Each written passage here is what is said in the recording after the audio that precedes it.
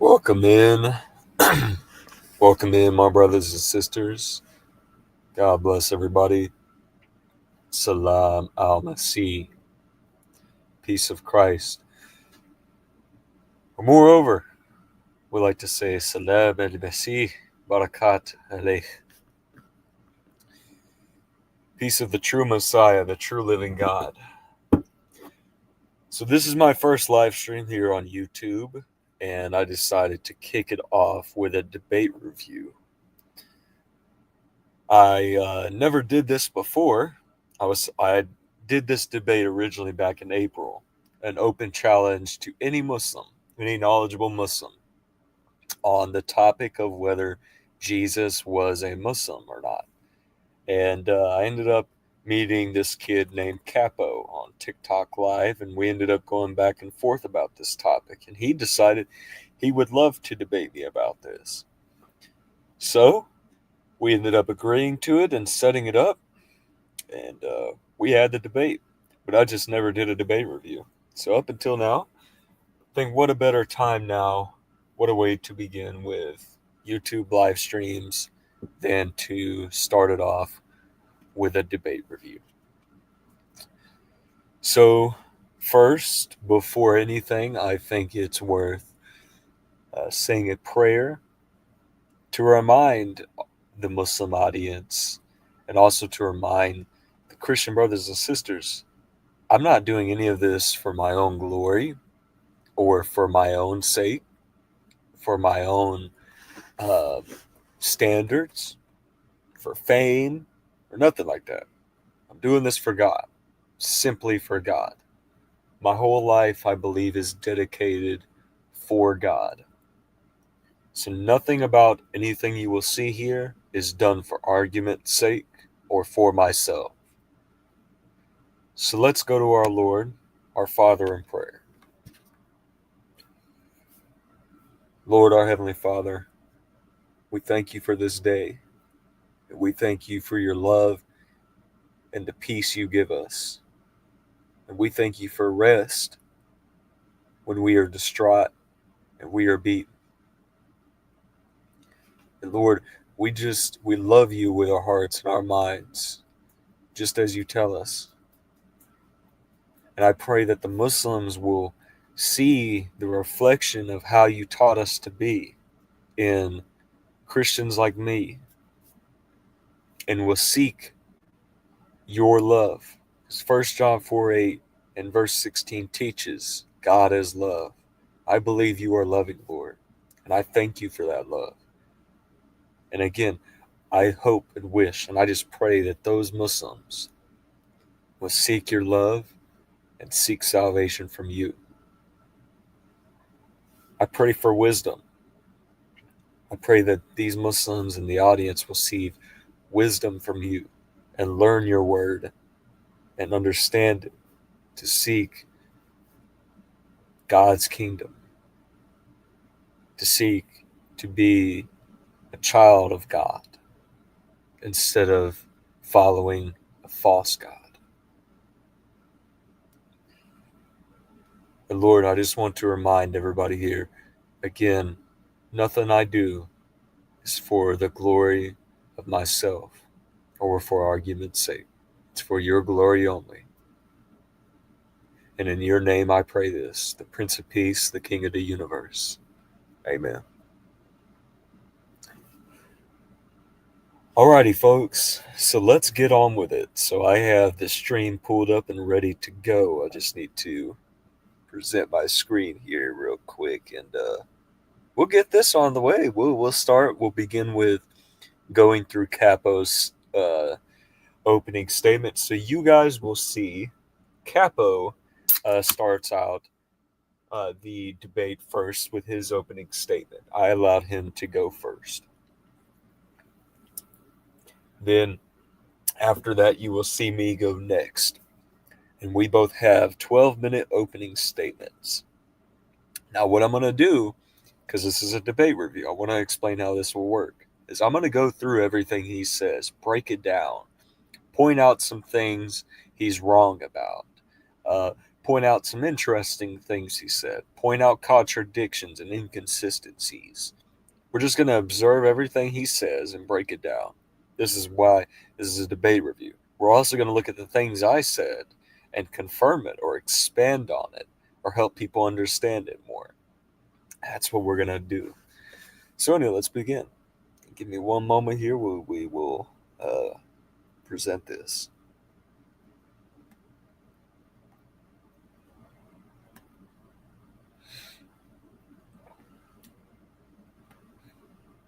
All right. So let's begin. Here is Capo's opening statement. Now, real quick, I just want to come back and change the layout so you guys can see me and see the presentation as well. All right. So let's begin, folks.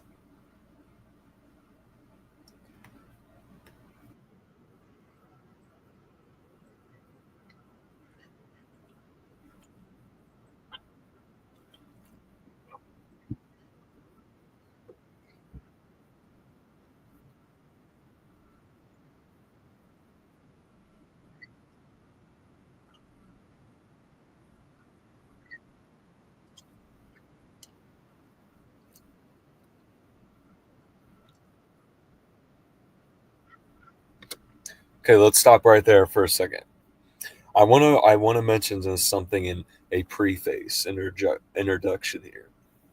Okay, because the whole debate is premised around what a Muslim is, and does what a Muslim is apply to Jesus? Okay, is Jesus a Muslim? Now, the root of the argument stems from what Muslim linguistically or by definition means. It's going to be for them, and it's also going to be for me as well. It's going to work for me just as much as he thinks it's going to work for him. So you'll notice how he wanted to go straight to the root of the argument, which is respectable. But I think it's better actually, and you'll see this in my opening statement where I point out it's way more than just the definition of a word that you're going to need to prove that somebody is a Muslim. A Muslim encompasses a lot of things, not just somebody who submits to God. But let's continue. Let's hear him out.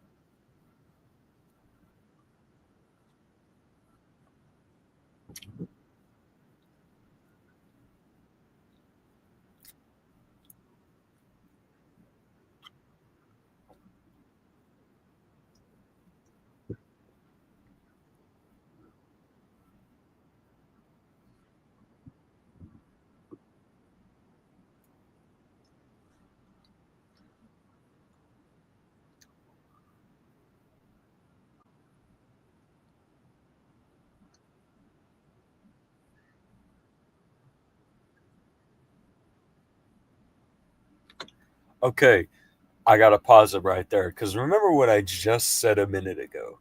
We're starting at the root of the argument. So, what we're going to go through is what a Muslim defines as, because that's what he's going to use, not what a Muslim professes, okay? Because that would be two different things. He wants to go by the definition and how you apply it, but he just messed it all up. He starts going on what the active participle is and how it's an action instead of a identity. So you're going to see how I'm going to expose this idea that a Muslim is an act of submitting to God. The correct understanding for action here is going to be from the actual active participle that he mentioned. So the Arabic word aslama means to submit or to surrender. That's what it translates to in English. Now, this would be a verb. This is an action. So But if you look at Muslim, Muslim is not a word that existed prior to Muhammad or prior to Islam. This word was created in the 12th century, between the 12th and 14th century. We'll see, because actually we have the dictionary where it was first mentioned at. Before then, they understood submitters or to submit using the word aslama. So the earliest dictionaries that you'll see something similar to Muslim will come from is going to be the Arabic word aslama, which means to submit or to surrender. So again, this is a verb. This is not an identity. Muslim was created as an identity because in the 12th century, just before this dictionary that he's actually showing on stream was created, um, they called the Muslims Ishmaelites. They also called the religion Ishmaelism. They also called it Mohammedans, Mohammedism. There was a few different names that they called Muslims by identity. But then you have Ibn Manzur in the between the 12th and 14th century. You'll see the dating of the actual lexicon. Uh, is writing Lisan al Arab and says Muslim. By the way, this dictionary he has on screen, or picture, looks like it's made up. This is not correct at all.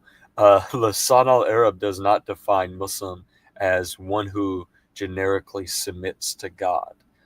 Ibn Manzur defines in Lisan al Arab a Muslim is not only one who submits to God, but follows his Sharia.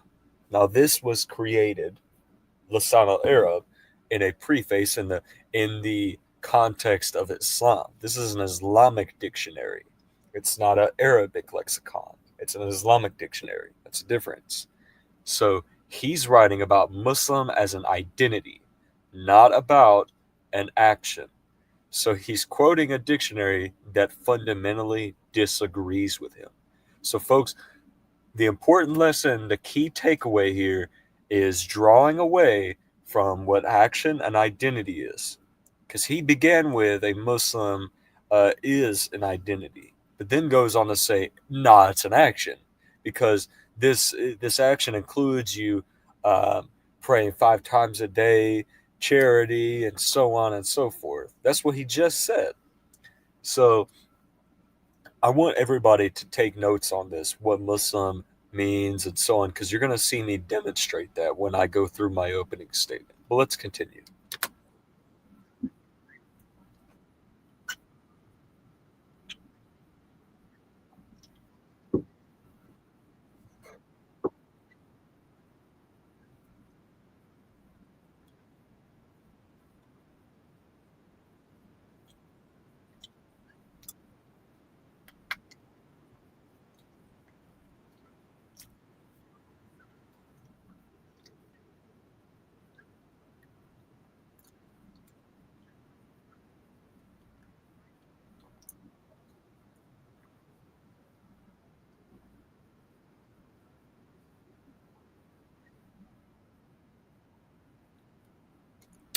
Okay, so I'm not going to repeat anything of what I just said before.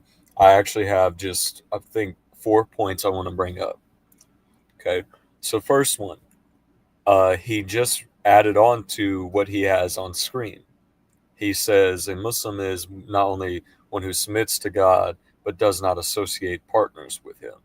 So he's adding on to Lisan al Arab to make it a Unitarian definition. But I don't even see it on screen that that's what it's saying there. And I've never read in Lisan al Arab that it says that at all. It doesn't say that. So the associating with partners idea comes from Islamic literature. That comes from the Quran. That's known as this. That's called the sin of shirk. It's the unforgivable sin. It's where you associate partners with God.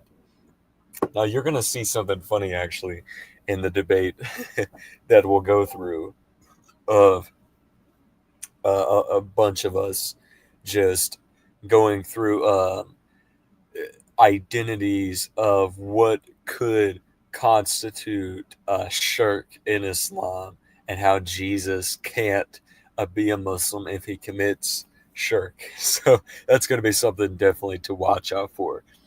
So let's continue though. uh, to the next point at least. So, um, considering that he can't even divide it correctly, it really does not set the argument to be any better. But I was going to bring up as a second point, there's other dictionaries that define it more coherently. Lisan al Arab actually agrees with me. A Muslim is one who not only one who submits to Allah, but follows his Sharia. And again, this dictionary was created for the specific context of Islam. It's Islamic dictionary, not a lexicon for Arabic. Islamic dictionary. So, understanding the Islamic preface, Muslim is identity, not an action. Identity. Now, next point, because the lexicons I do have for Arabic that do include the word Muslim, even as an identity, they don't define it as one who submits to God. So, examples, and you'll see me bring them up in my opening statement. Taj al-Ras, Al-Qamis al-Muhit. They actually define Muslim the exact same way. They both say a Muslim is uh, one who adheres to the religion of Islam. Now, think about this. Taj al-Ras, but that's by Al-Faruz Abadi. Al-Qamis al-Muhit. I can't remember who wrote that one off the top of my head again. I might have even got those mixed up here. Matter of fact, let me go back to my. Oh, yeah. So Taj al-Ras was actually written by al-Zabidi. Al-Qamis al-Muhit was written by Al-Faruz Abadi. So let's consider in light of what they're saying. These are Arabic lexicons, and they don't define it how he thinks Arabic lexicons define Muslim. If somebody has to follow Islam to be a Muslim by definition, then Jesus can't be a Muslim because Islam didn't come until 600 years after him. So it would be historically untenable. It would be impossible for him to associate with Islam in any manner when it did not exist. But that's what a Muslim constitutes. You have to follow Islam. So, third point I want to bring is going to be the fallacy he is committing. So, folks, notice his wording. He's pointing out linguistics. Now, here's the problem. If you're going to go by linguistics alone to make a definition, then your definition will be flawed. It would be fallacious. This fallacy in particular, and you'll see me point it out, is called the etymological fallacy. And this is when somebody assumes they can find the meaning or the definition of a word from its etymology or its origin, its root words. So guess what he mentioned? He took from aslama, asalama. He took from dictionaries that translate the root of the word. At least he thinks so. And he thinks this is a solid definition of the word. But that's not at all true. You can't take from words, you can't do a linguistic abstraction to come up with a definition. That is fallacious. That's called the etymological fallacy.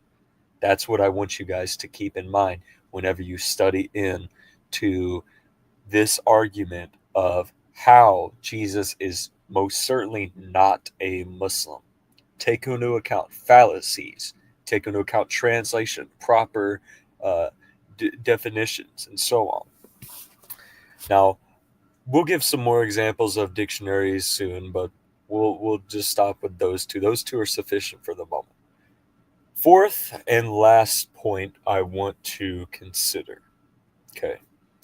So as we, hear his opening statement, I want us to consider, in light of everything he's mentioned so far, that he's going to need a lot more, like I said, to support his understanding of why Jesus could be a Muslim. Because he is saying it's only by definition so far. He hasn't given us any solid proof. So I wanted to just remind you as a solid point, keep this in mind. Take notes of what proof he is going to give. Let's continue.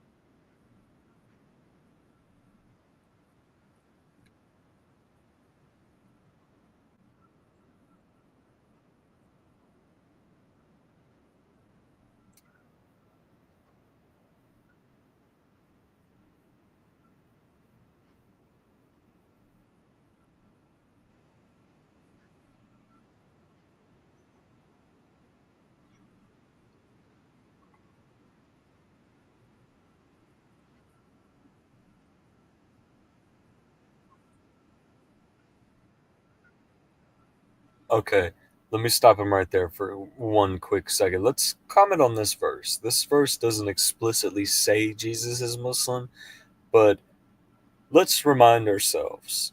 Okay, Jesus lived in the first century AD. He's not going to quote any biblical sources. What he's going to quote is going to be um, Quranic sources to demonstrate who Jesus is. So the Jesus you have here is speaking Arabic. Qurayshi Arabic is what he is speaking. Okay. The first century AD did not include the Arabic language, especially in the region Jesus lived. It's possible. The Arabic language as a proto form didn't come until the second century AD. And in the fourth century, it finally became a standardized language, a well known language. So it would be impossible for Jesus to speak Arabic, but yet he's demonstrating from the Quran supposedly Jesus's words. And again, here he does not explicitly claim to be a Muslim. He claims Allah is my Lord and your Lord. So worship him. That is the straight path. And that is incorrect with history. Jesus did not know the God of Islam because the God of Islam was not known. And again, Jesus did not speak Arabic historically. This is incorrect.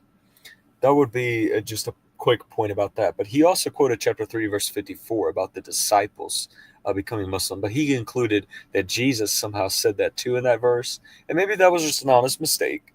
But Jesus does not claim to be a Muslim in that verse at all.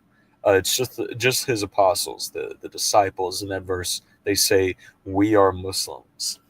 But he also tries to demonstrate, but it's not by identity, it's not by uh, their following of Islam, it's by their submission to God alone that makes all of those people and so on, the Jacob and so on, all of them Muslims. But that's not at all what the Quran says. The Quran does not define what a Muslim is that way. It never does. The Quran actually never uses the word Muslim in its Arabic form. In the Arabic, the literal word Muslim, it uses the term aslama, which means to submit or to surrender. If used in a plural form, it'd be submitters. So it talks about submitters. It talks about to submit to.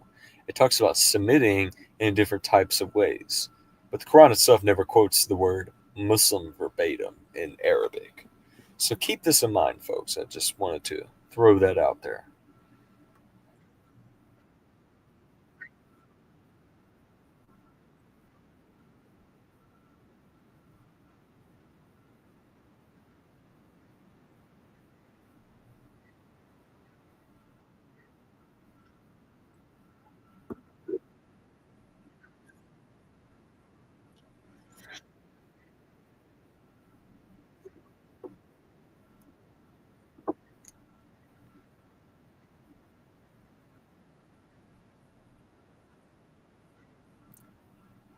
Wow. He wants to, all of a sudden, he's going from the Quran to the Bible. So all of a sudden, he does accept the Bible. So these narratives are not compatible. He's going to quote a Greek, Hebrew, and Aramaic speaking Jesus, but also quote an Arabic speaking Jesus. And these two obviously are not compatible. And the Quran and the Bible, of course, are not compatible either. But he wants to demonstrate to me that even for my Bible, the Jesus I follow is also a Muslim. But that's going to be his mistake. So watch the verse he's quoting.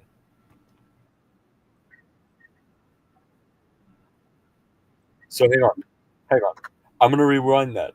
Pay attention to the verse he quotes.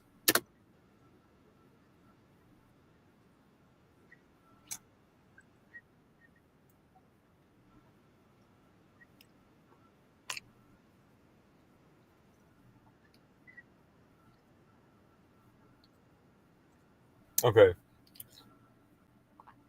So let's start with John 5:30. This this one's amazing. I think I think this one will ultimately be his you know saving grace if he sticks only to verse 30. So here's what I'm going to do. I'm going to read from the same chapter because this is all you have to do, guys.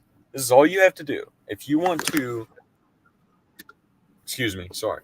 If you want to debunk any Muslim that tries to claim Jesus is a Muslim and they quote the Bible to prove it, literally go in the same passages that they're quoting from, and there will always be something that is completely incompatible with Islam.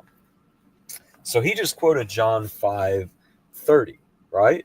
So here I'm going to turn to John 5:30 real quick. I'm going to read to you something else in John 5 that is going to be something he will not agree with as a Muslim fundamentally. And why won't he agree with that? It's because it's not, it's not compatible with Islam. So let's look at John 5:30 real quick. I can do nothing on my own. As I hear, I judge, and my judgment is just. Because I seek not my own will, but the will of him who sent me. Well, folks, did you also know that in John 5, same chapter he just quoted, in verse 19, Jesus also said, so Jesus said to them, truly, truly, I say to you, the Son can do nothing of his own accord, but only what he sees the Father doing. Whatever the Father does, the Son does likewise. For the Father loves the Son and shows him all that he himself is doing, and greater works than these will he show him, so that you may marvel. So, for as the Father raises the dead and gives them life, also the Son gives life to whom he wills. For the Father judges no one, but has given all the judgment to the Son. Here's a few key takeaways from this, folks. Jesus is called the Son of God. That's incompatible with Islam because the God of Islam has no sons, because that is called shirk. That is associating partners with Allah. Another thing, Jesus is capable as a divine being to perform miracles just like his Father. That's interesting. Why would this even be mentioned to begin with? Well, if we would have read verse 18, this is what it says. This is why the Jews were seeking all the more to unalive him. Because not only was he breaking the Sabbath, but he was even calling God his own Father, making himself equal with God.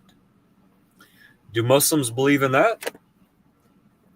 I guarantee you ask any Muslim, do they believe that Jesus is equal with God? Do they believe Jesus can do by his own will, without the permission of the Father, perform miracles? Do they believe Jesus is the Son of God?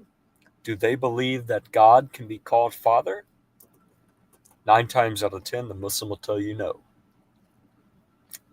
So let's continue, folks. And just as a heads up, he's going to continue to quote verse by verse what he thinks is supporting his argument. So I'll let him quote another one and I'll demonstrate why they don't.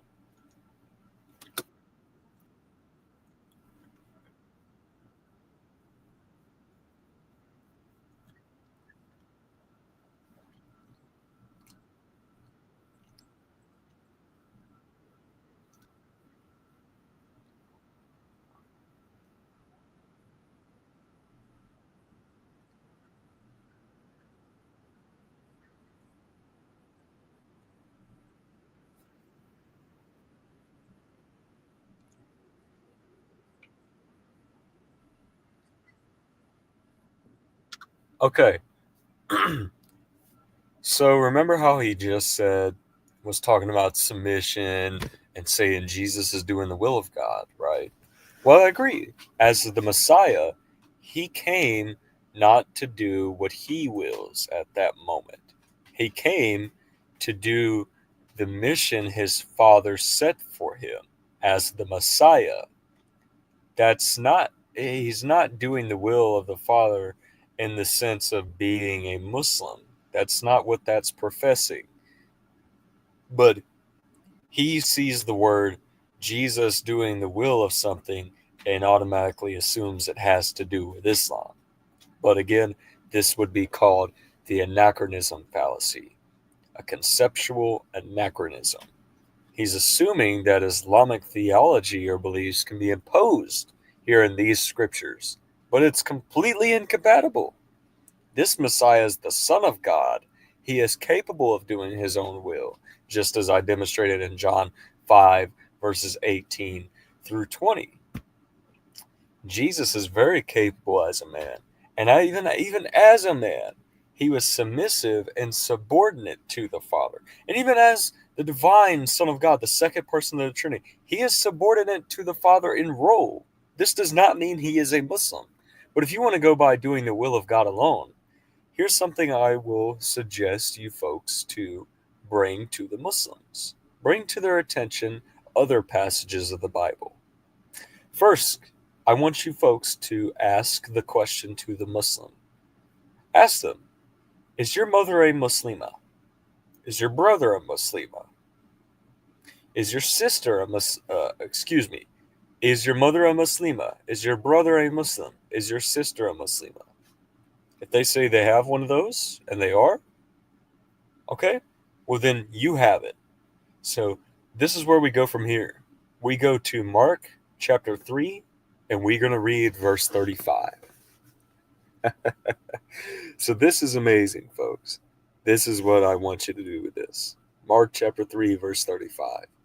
Whoever does the will of God is the mother of Jesus, the brother or sister of Jesus. So guess what? If you're doing the will of God and you believe you're a Muslim because of that, well, you are either the brother, sister, or mother of Jesus. But if you're doing the will of God, it's the other way around for the Muslims. Because you're a Muslim, you're a servant of Allah. But in this case, if you're quoting the Bible, then you're the brother, sister, or mother of Jesus. There we go. That's interesting. That's how we can turn the tables against them. The same scriptures that they quote do not work for them. Just because he demonstrates that there's verses about submission to God and doing the will of God, that does not mean it's Islamic. He has to show the correlation, but he doesn't. He just assumes it correlates. That's like showing the word submission in the Epic Gilgamesh and assuming that what that submission refers to, if it is towards God, has to be Islamic. He doesn't demonstrate that this is Islamic in any means. Let's continue.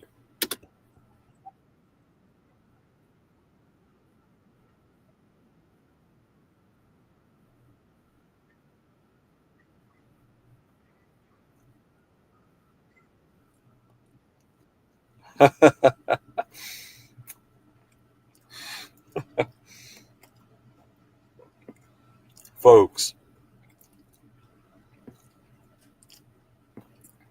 Jesus lived as a Second Temple Jew in Israel and, and couldn't have lived anything but a Second Temple Jewish lifestyle. The Second Temple, which was destroyed in the late first century, and there was no Muslims back then, man. What's he talking about? Jesus lives the the modern day Muslim lifestyle. Now, folks, since I've done some of my personal reviews on this debate, you're going to see how he contradicts himself on this. Actually, later in the debate, he's going to deny that he even ever said that. But This just makes me hysterical. Well, let's continue. Okay, let's start with this. Again, Jesus lived as a second temple Jew. Guess what kind of forms of prayer the Jews encompassed? They practiced prostration. They had three forms that were similar to prostration that they would practice. The first one, Histashaveya. Histashaveya is a form of prayer where one would fully be on the ground, fully extended, their belly flat, face flat on the ground, and they'd be in total submission to God. Actually, prostration in total form is when somebody is lying on the ground, not necessarily when somebody is on their knees with their face down and booty up. That's not necessarily what prostration entails 100% of the time. Full prostration is actually where you're fully extended on the ground. The second one, kiddah. Kiddah is another form of prostration the Jews would practice, and it's the Second Temple period, where they would, um, I think kiddah is where they would kneel down, but they would focus more on putting their trying to put their heads in between their knees. Like an example, if you read in um, 1 Kings 18, when the people who recognize who the true Lord God is against Baal, they actually put their heads in between their knees. This is common Jewish form of prayer. The third one is Koraya. Koraya is another form of Jewish prayer. Now, I don't exactly know the exact form, but they're easy to look up. Easy to look up and show demonstrations. People still reflect Second Temple Jewish teachings today, at least in Rabbinic or Orthodox Judaism, as most people would understand. But also, Jesus prayed like it says in Matthew chapter 6, verses 9 through 13, Our Father who art in heaven. That is nothing the Muslims do. There's not a single one of the daily prayers a Muslim can quote me that includes the Lord's Prayer.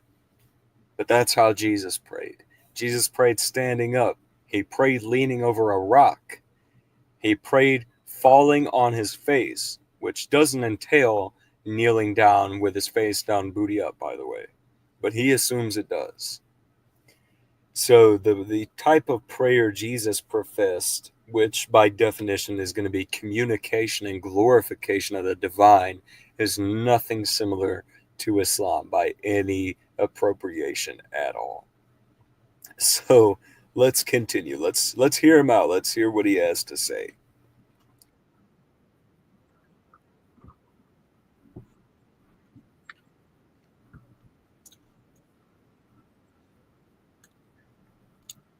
Okay. So, no, Muslims fast for 30 days for Ramadan. This is one of the five pillars of Islam. Uh, and actually, as a Second Temple Jew, and Jesus actually being a rabbi at that, the Jews at that time practiced regular fasting. So take this into account. The Pharisees would emphasize frequent fasting as a part of piety. The Essenes practice ascetic fasting regularly. And then if you were in the temple rituals included fasting. Like the high priest, they would fast before the Yom Kippur service. But fasting in general was seen as humbling the soul before God. This was a common teaching, common practice, even in the Roman culture. The Romans fasted. Um, that they stayed in great shape by fasting. They did.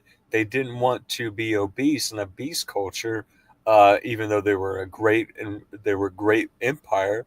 They stayed in great shape by fasting. The Greeks did it too. So fasting in general is not unique to Islam, and definitely Same with prostration. Prostration is not unique to Islam either. So, and again, he did this for 40 days in the wilderness, which em- reflects Exodus 15:25 and Deuteronomy 8:2. The Israelites were in the wilderness being tested for 40 years. And Jesus fulfilled this in Matthew 4 by spending 40 days in the wilderness being tested. So that would be a simple response to this. Very something very easy to understand. But of course, he finds the word fasting and sees the commonality between Islam and Christianity and assumes, Jesus is Muslim. I mean, I found plenty of things in common with apocryphal and pseudepigraphical writings in Islam, or Greek pagan physicians and historians and their mythologies that are compatible with Islam. But I'm not going around claiming they're Greeks, that Muhammad, who wrote the Quran, is all of a sudden a Roman pagan, a Greek pagan, or a Hindu, or any of these other people. I'm not saying that. That's not logical. But let's continue.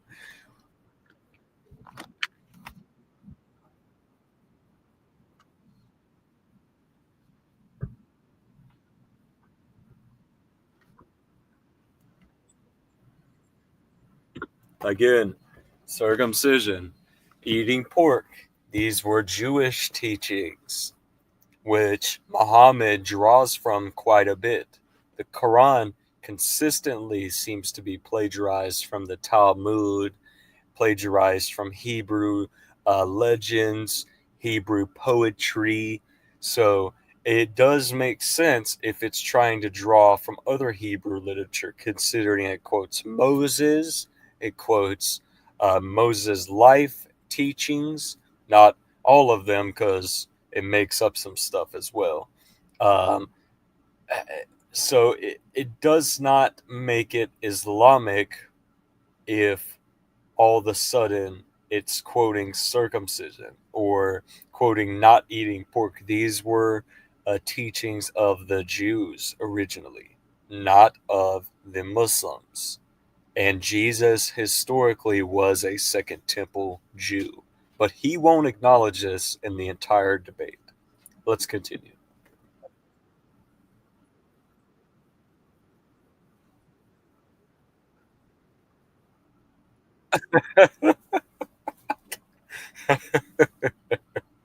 See, this is what I actually love about our brother here, Capo, is because he's got some wild claims, but he agrees with me fundamentally. Um, because earlier, like I mentioned, the Quran emphasizes an Arabic speaking Jesus that spoke a Qurayshi Arabic. But you get to what Capo is saying, and he's agreeing. He's saying Jesus says "Assalamu alaikum." Well, this is this is impossible. None of the biblical canon that shows Jesus said "Peace be upon you" was originally in Arabic. And again, Jesus could not have possibly spoken Arabic because Arabic as a language did not exist in his time. The first proto form of Arabic, not even standardized yet, again, did not exist until the second century AD. The standardized Arabic did not exist until the fourth century AD. This makes it historically impossible and untenable to assume Jesus could say Assalamu alaikum in Arabic. Jesus lived in the first century. So this is completely absurd in any historical lens. And this is why I say, guys, watch out for people like this, especially these Muslims, man, because they can throw out some wild claims.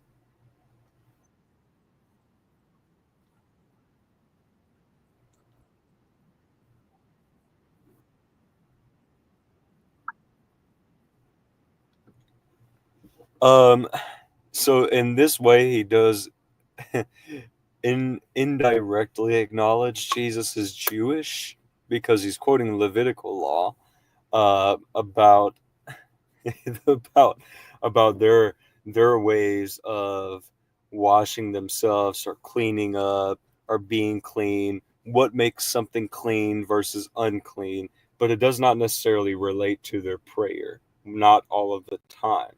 But wudu, um, which is also a part of their ritual cleansing when they wake up and stuff.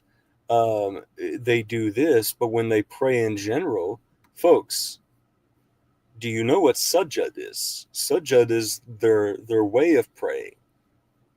After they clean themselves and they go to pray, they pray in sajjad.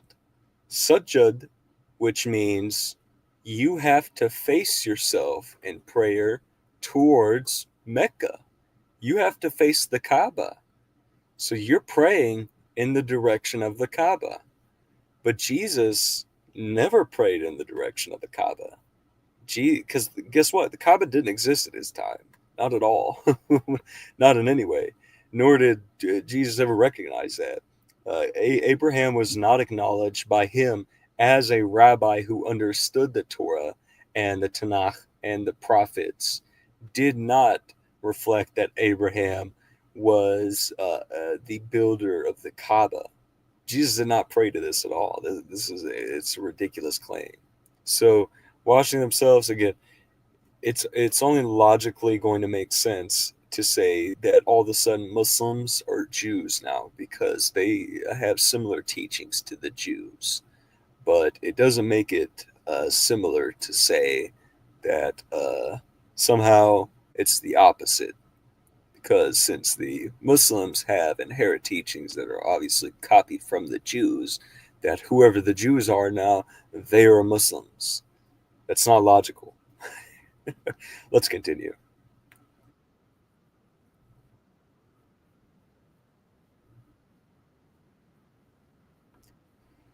No, Jesus taught Jewish monotheism, which was plural. Go to Proverbs chapter 30, verses 3 and 4. He taught who the Kadoshim was. He taught that Jesus himself, he taught he was the Son of God, divine Son of God, the Word of God, who is God. He did not teach Islamic monotheism or Unitarianism. He taught the Trinity.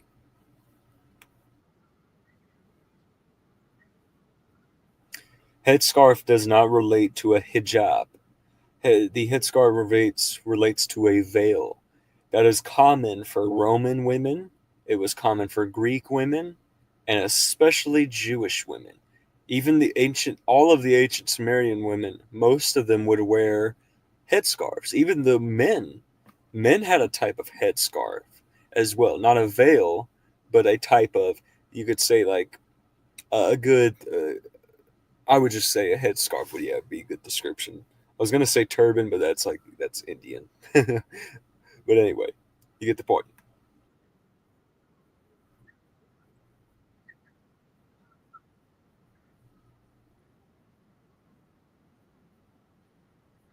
Whoa, he just said similarities.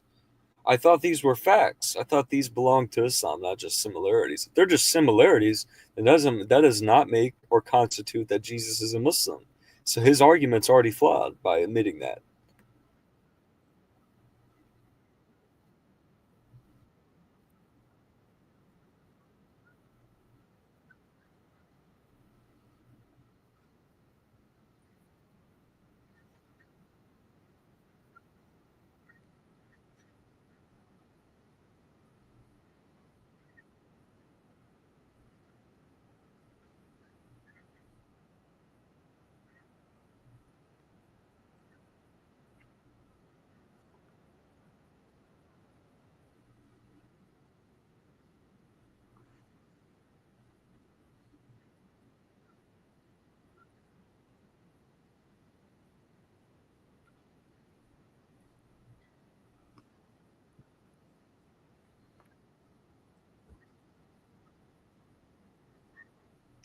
Okay, if he's not a father, then you should not try to make or work around any type of way that he could be a father. If he very strictly cannot be a father.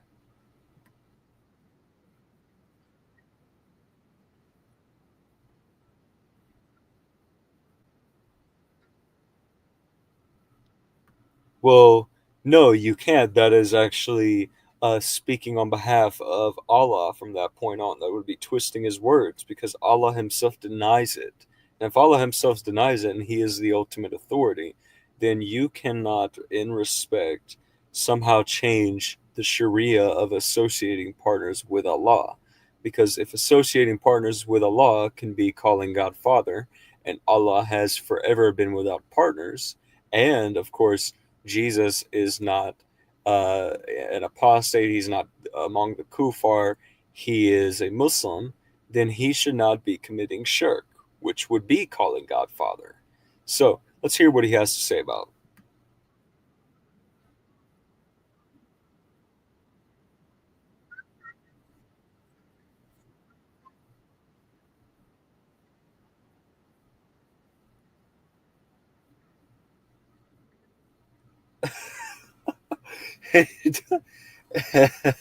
He quotes a verse that talks about Jesus being subordinate in role. I mean, Jesus does say God is a part of him. I mean, John chapter 10, verse 30, John, same chapter, verse 36 and verse 38, he says he is the Son of God. He says he is one with the Father. He says the Father is in me and I am in the Father. I mean, it's ridiculous.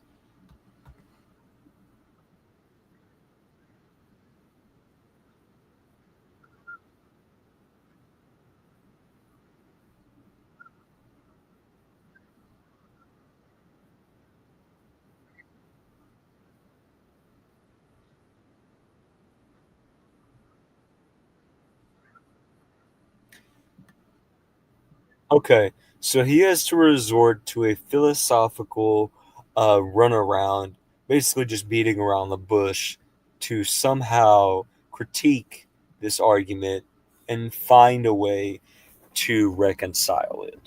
Because this is terrible for Islam. If they present the argument that the biblical Jesus can be a Muslim, then they have to deal with him calling God a father. And if they can't, because it would contradict Islamic theology, then Jesus can't be a Muslim. And if Jesus is not a Muslim, Islam isn't true. So this is why they have to find any straw they can to grab on to be able to reconcile the flaws in their argument. And this is, you're going to see how I point this out. Okay. And I want to start first of all by emphasizing what I just said a second ago. Jesus does claim to be one with God and being a part of Him. So Jesus saying, I and the Father are one. The Father is in me and I am in the Father. That's nothing a Muslim can confess. Not one Muslim on this planet cannot say, I and Allah are one, or Allah is in me and I am in Allah. You can't say this in Islam. This is shirk. You're associating yourself as a partner with Allah. So, like I said, this would not be true.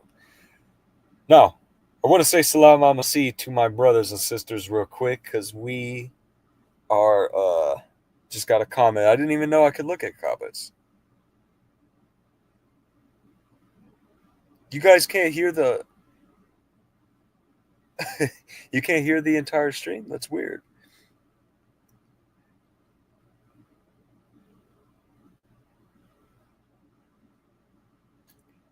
Uh, Salam Amasi, Danny Davis, Ibrahim, God bless you. Salam Amasi, little dear.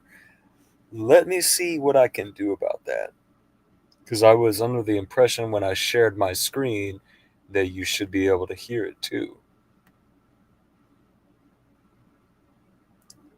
But if I have to figure out something else, and here, I'm gonna play it. Just let me know if you can hear it. I'm gonna play it again.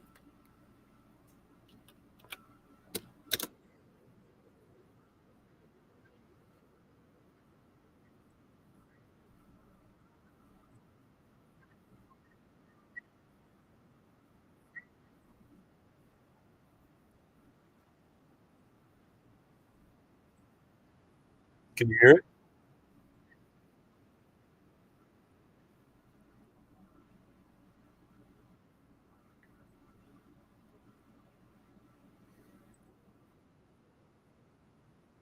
So,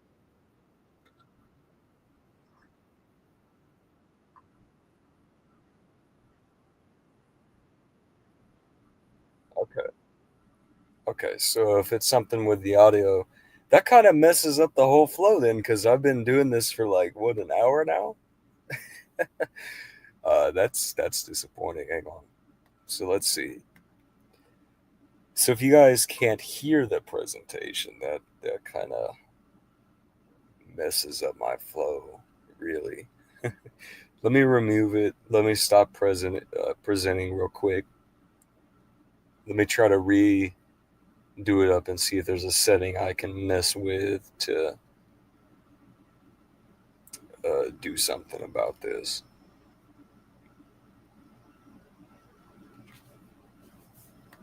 Okay.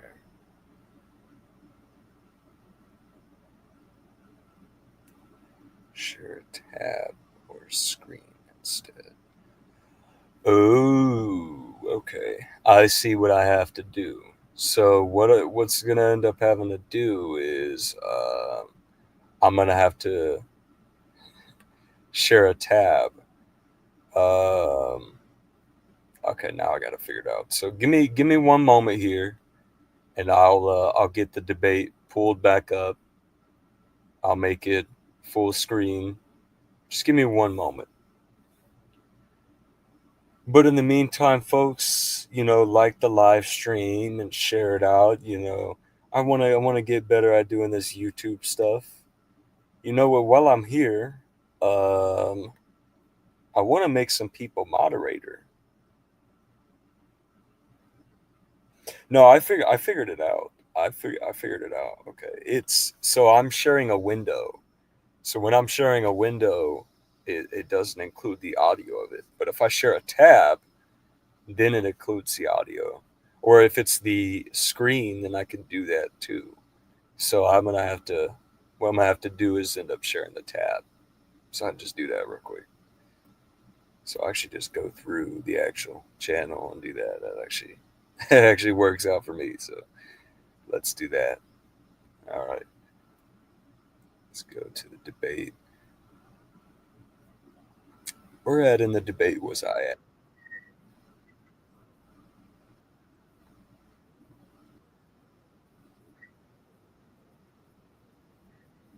Okay. So let's stop it here. Trial run. But at least you got to hear me yep.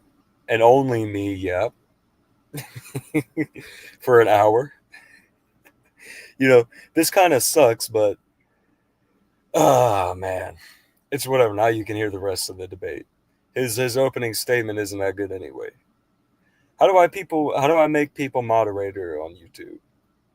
Let me pull it up on my phone, see what I can do. I want to make you a moderator, little dear. That's what I'm gonna do.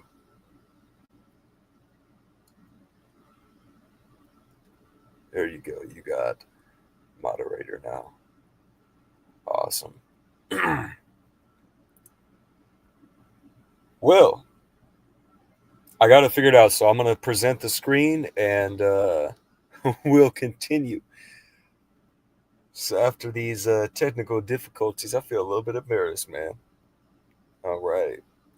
So share screen. Now we can go to the tab. There we go. Now you guys can see it. This is awesome. You guys can see it now. Now let me know if you can hear it. With Jesus possibly using the term as one in endearment. Um, in fact, in John 20, verse 17, Jesus says, I am ascending to my Father and your Father, to my God and your God. Even in this verse, Jesus makes it clear that God is above him, not part of him. So if we bring up this argument, our attention, political truth, let me bring it up. So I wanted to fast forward a little bit because you guys didn't understand the preface of what he was saying. Um, Basically, the whole argument is what an analytical truth is. At the moment, he was just going over about how Jesus is subordinate in role and how he's doing the will of the Father. He's doing submission. What he does is similar to Islam, and it's making him a Muslim. That's in summary the argument in preface. So right now, he's about to reconcile the problem with God being a father. So that's what we're about to see. And I'm going to give my rebuttal to this. Whoops. Okay, an analytical truth or analytical statement is a statement that is true by definition, meaning its truth is based solely on the meanings of its term and logical structure. So, this is the principle that we're going to use in order to derive whether Allah could have been called in the past a father and whether this is accepted. Now, if Okay, so like I said before, they have to use a straw they can grab on to reconcile the problems that they are going to face if something contradicts Islam. Okay, they claim that this even the biblical Jesus is a Muslim. And if he ain't a Muslim, Islam is false. But there's things the biblical Jesus does that contradicts Islam fundamentally. So if what he's doing by calling God Father, which he says he does, but does not acknowledge that he also claims things about the Father no Muslim can claim. So if he's going to analytically prove it to be true, then he's going to have to show that not only uh, to reconcile God in absolutely no way in Islam can be a father, but by principle it can be accepted that he did. But that's only if he is somehow authoritative in behalf of Allah, which I'm going to point out he is not. So, again, this straw does not help him. Like I pointed out, John chapter 10, verse 30, verse 36, and verse 38, all are things Jesus said that disagree with Islam. Not only does he call God Father, he says he's one with him. He says he's the Son of God. He says the Father is in him and he is in the Father. None of those a Muslim can claim. No Muslim can say, I am in Allah, Allah is in me, I am one with Allah, I am the Son of Allah.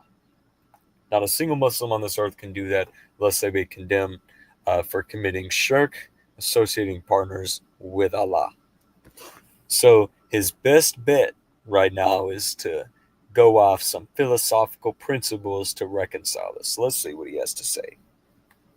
a father equates to someone who is a creator, a sustainer, a provider. Allah. No, a father does not always equate to a creator, sustainer, and provider, unless you're trying to refer to a theological understanding. Uh, a father could also entail that you have a son or a daughter, but also, of course, a spouse to provide that son or daughter, at least biologically. Now, you could be a father spiritually as well. You could be a father in that manner. Like, think of this godfather or godmother. You could be somebody's stepfather. Uh, these things are even by contract. There's different ways you can be a father, but that does not always equate to being a creator, sustainer, and provider. Not that I'm trying to say Jesus is biologically the Son of God. Not at all. But spiritually, he is.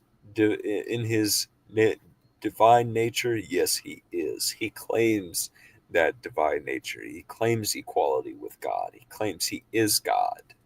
So, claiming who this father um, is going to be difficult for him to reconcile with. But look at his picture. If we're going based off solely creator, sustainer, and provider, and Allah is a creator, sustainer, or provider, then Allah is a father.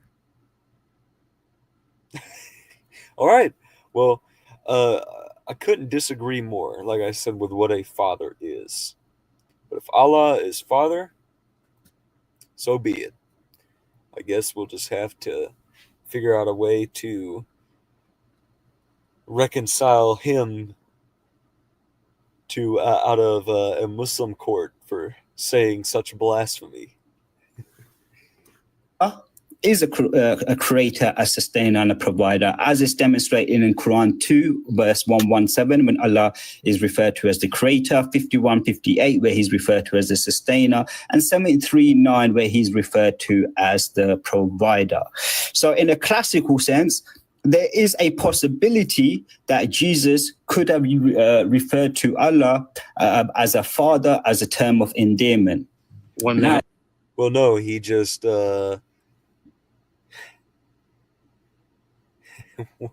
I mean, that's ridiculous. He just said as a term of endearment, possibly could have as a term of endearment, but he won't address. He says could have, but quotes a verse where he very obviously does call God Father and acts as if it's true. He quoted from Luke. He also quoted from John. He quoted where Jesus said, I'm ascending to my Father and your Father, and to my God and your God. And pointed out that he doesn't claim to be a part of God, claims he is distinct from him. He is subordinate to him. So he recognizes that that's true in terms of Father, but then goes on to say he could have called God Father. That's weird that he would say that. But also, he's saying it as a term of endearment. Absolutely not. This is not based on any scripture at all. The term father, as used by him, is in a relational identity. They are father and son. Again, Allah has no sons. Surah 112 very well professes this. Allah has no sons. He called God Father, professing a relationship. And he could relate to God. He is the divine Son of God. He didn't call God Father metaphorically or allegorically. Not in this manner. So I would say, yeah, again, he is wrong. Sorry. 1 minute. I need to probably need 2 minutes. Yeah. Okay. So let's just refer to some of our classical scholars and what they thought on the matter of Jesus calling Allah Father. Ibn Taymiyyah states, we do not reject that he is the Messiah of God, nor do we reject that he is, as you say in your language, the Son of God in the sense of his mercy and selection to him. And the reference is also there. Let me give you a couple of other classical scholars. Imam al-Ghazali, he says, for he, Allah, is to them a more merciful father, and they to him more devoted sons. This is the Well, he's just all he's doing now is just telling me that the major imams or scholars of Islam are actually committing shirk now, but I highly doubt this is what they're actually trying to say. I mean, most of what he's quoting now, it looks like they're photoshopped. Now, I'm going to give him the benefit of the doubt, because what he did with Lisan al-Arab was not true, and I won't take what he used as the true definition, because I looked into this Lisan al-Arab verbatim, and what he provided in his screenshot is not what Lisan al-Arab actually said verbatim. So I don't really think I want to trust those sources, but again, they might be worth looking into, because hey, if his leading scholars believe God is a father, then that we can take this to a whole another level, man. Let's continue. Secret of the metaphor in such an application when Jesus employed a metaphor in applying father to God. Let's give you one more. Ibn Kathir, everyone loves a bit of Ibn Kathir. Commentary on the Quran, verse chapter 5, verse 18. They explained this statement in an improper manner and altered its meaning. Some of the people of the book who later became Muslims refuted this false statement, saying this statement only indicates honor and respect, as is common in their speech at the time. So if you're going to make the argument, did Jesus call Father? Yes, Jesus may have called Allah Father at one point as a term of endearment.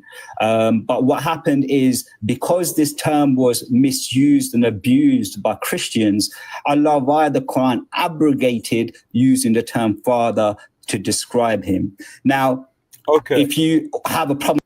Okay, so just before his opening statement concludes, let's do a simple thing. Let's refute this nonsense. So, the term father being abrogated. Now, I'm going to let him continue to speak, of course, but they always use this as an excuse. They say he could have used the term, but the term was abrogated. Well, folks, here's something simple. If something is abrogated in Islam, it's written in Islamic literature what it is abrogated by. So, for example, the original name for Surah Al-Tawbah was actually Surah Bara'at. That was the original name. Then Allah supposedly abrogated it for the name Surah At-Tawbah. So Surah At-Tawbah became the standard name for it instead of Surah Bara'at. Because Surah Bara'at was the original name. Then it became Surah At-Tawbah. So if Father was Allah's original name and it was abrogated for a different name, then what was it abrogated for? Where in Islamic literature do you even read that it was abrogated and what it was abrogated by? Will he show this to me? Absolutely not. Not once in the debate does he show anything from Islamic literature that says it's abrogated, that people use this term. Nothing. Nothing he shows. Absolutely nothing. Now also, if you do consider in light that Allah could be a father even in the past, and he himself abrogated that name, then that's contradicting Allah's immutability. Allah is immutable. He does not change. If Allah is strictly one, if Allah is without partners, then if he is also immutable, then saying that all of a sudden he can have partners being a father would defeat the whole purpose of him being immutable and also being without partners. A father entails that you have partners, which include a spouse, a son, or a daughter. Father most inherently relating to the son or daughter part, and Allah himself denies that he has any sons. And those Christians who say worship the Son of God, they're kuffar, they're blasphemers. I mean, what they worship is wrong. That's what he calls out. So if the Sharia, the universal Sharia that God has forever been without partners has all of a sudden changed, then this guy Capo would be contradicting Islamic theology. But let's let his opening statement conclude. With this, you should also have a problem with the Bible, because in the Bible you have a verse where my God. Just, you can't get enough. Okay, you point out problems with Islam and they go to whataboutism. They can't defeat the arguments that are against Islam, so they resort to whataboutism. Okay, well, what about this? You got a problem with this? What about this? Do you have a problem with this now? It's just ridiculous. It's nothing to entertain. Let us continue. Bring out once. Just give me 1 minute. Let me just conclude it and then I'm done. Okay. Let me just conclude it and then I'm done. Like 1 minute. Okay. So in the Bible, the term Baal was used to call out to God. But because this term Baal got associated with false deities, God abrogated it, as in Hosea 11:9. So in conclusion, we're asking the question, we're dealing with the question, was Jesus a Muslim? If a Muslim is one who submits their will to God, and Jesus said, not in my will, but yours be done. If he lived, taught, and practiced submission to the one true God, then the question shouldn't be, was Jesus a Muslim? The real question is, how can we say he wasn't? All right. What a wonderful opening statement from Capo. And again, he quoted the wrong verse there in light of who Bao is and what that associates towards the Lord God. He not quoting the right verse in context of a lot of things. There's a lot of relevant information he leaves out by quoting that by any means. So, but like I said, it's not worth entertaining because it's just resorting to whataboutism. He's not actually dealing with the actual argument inherently.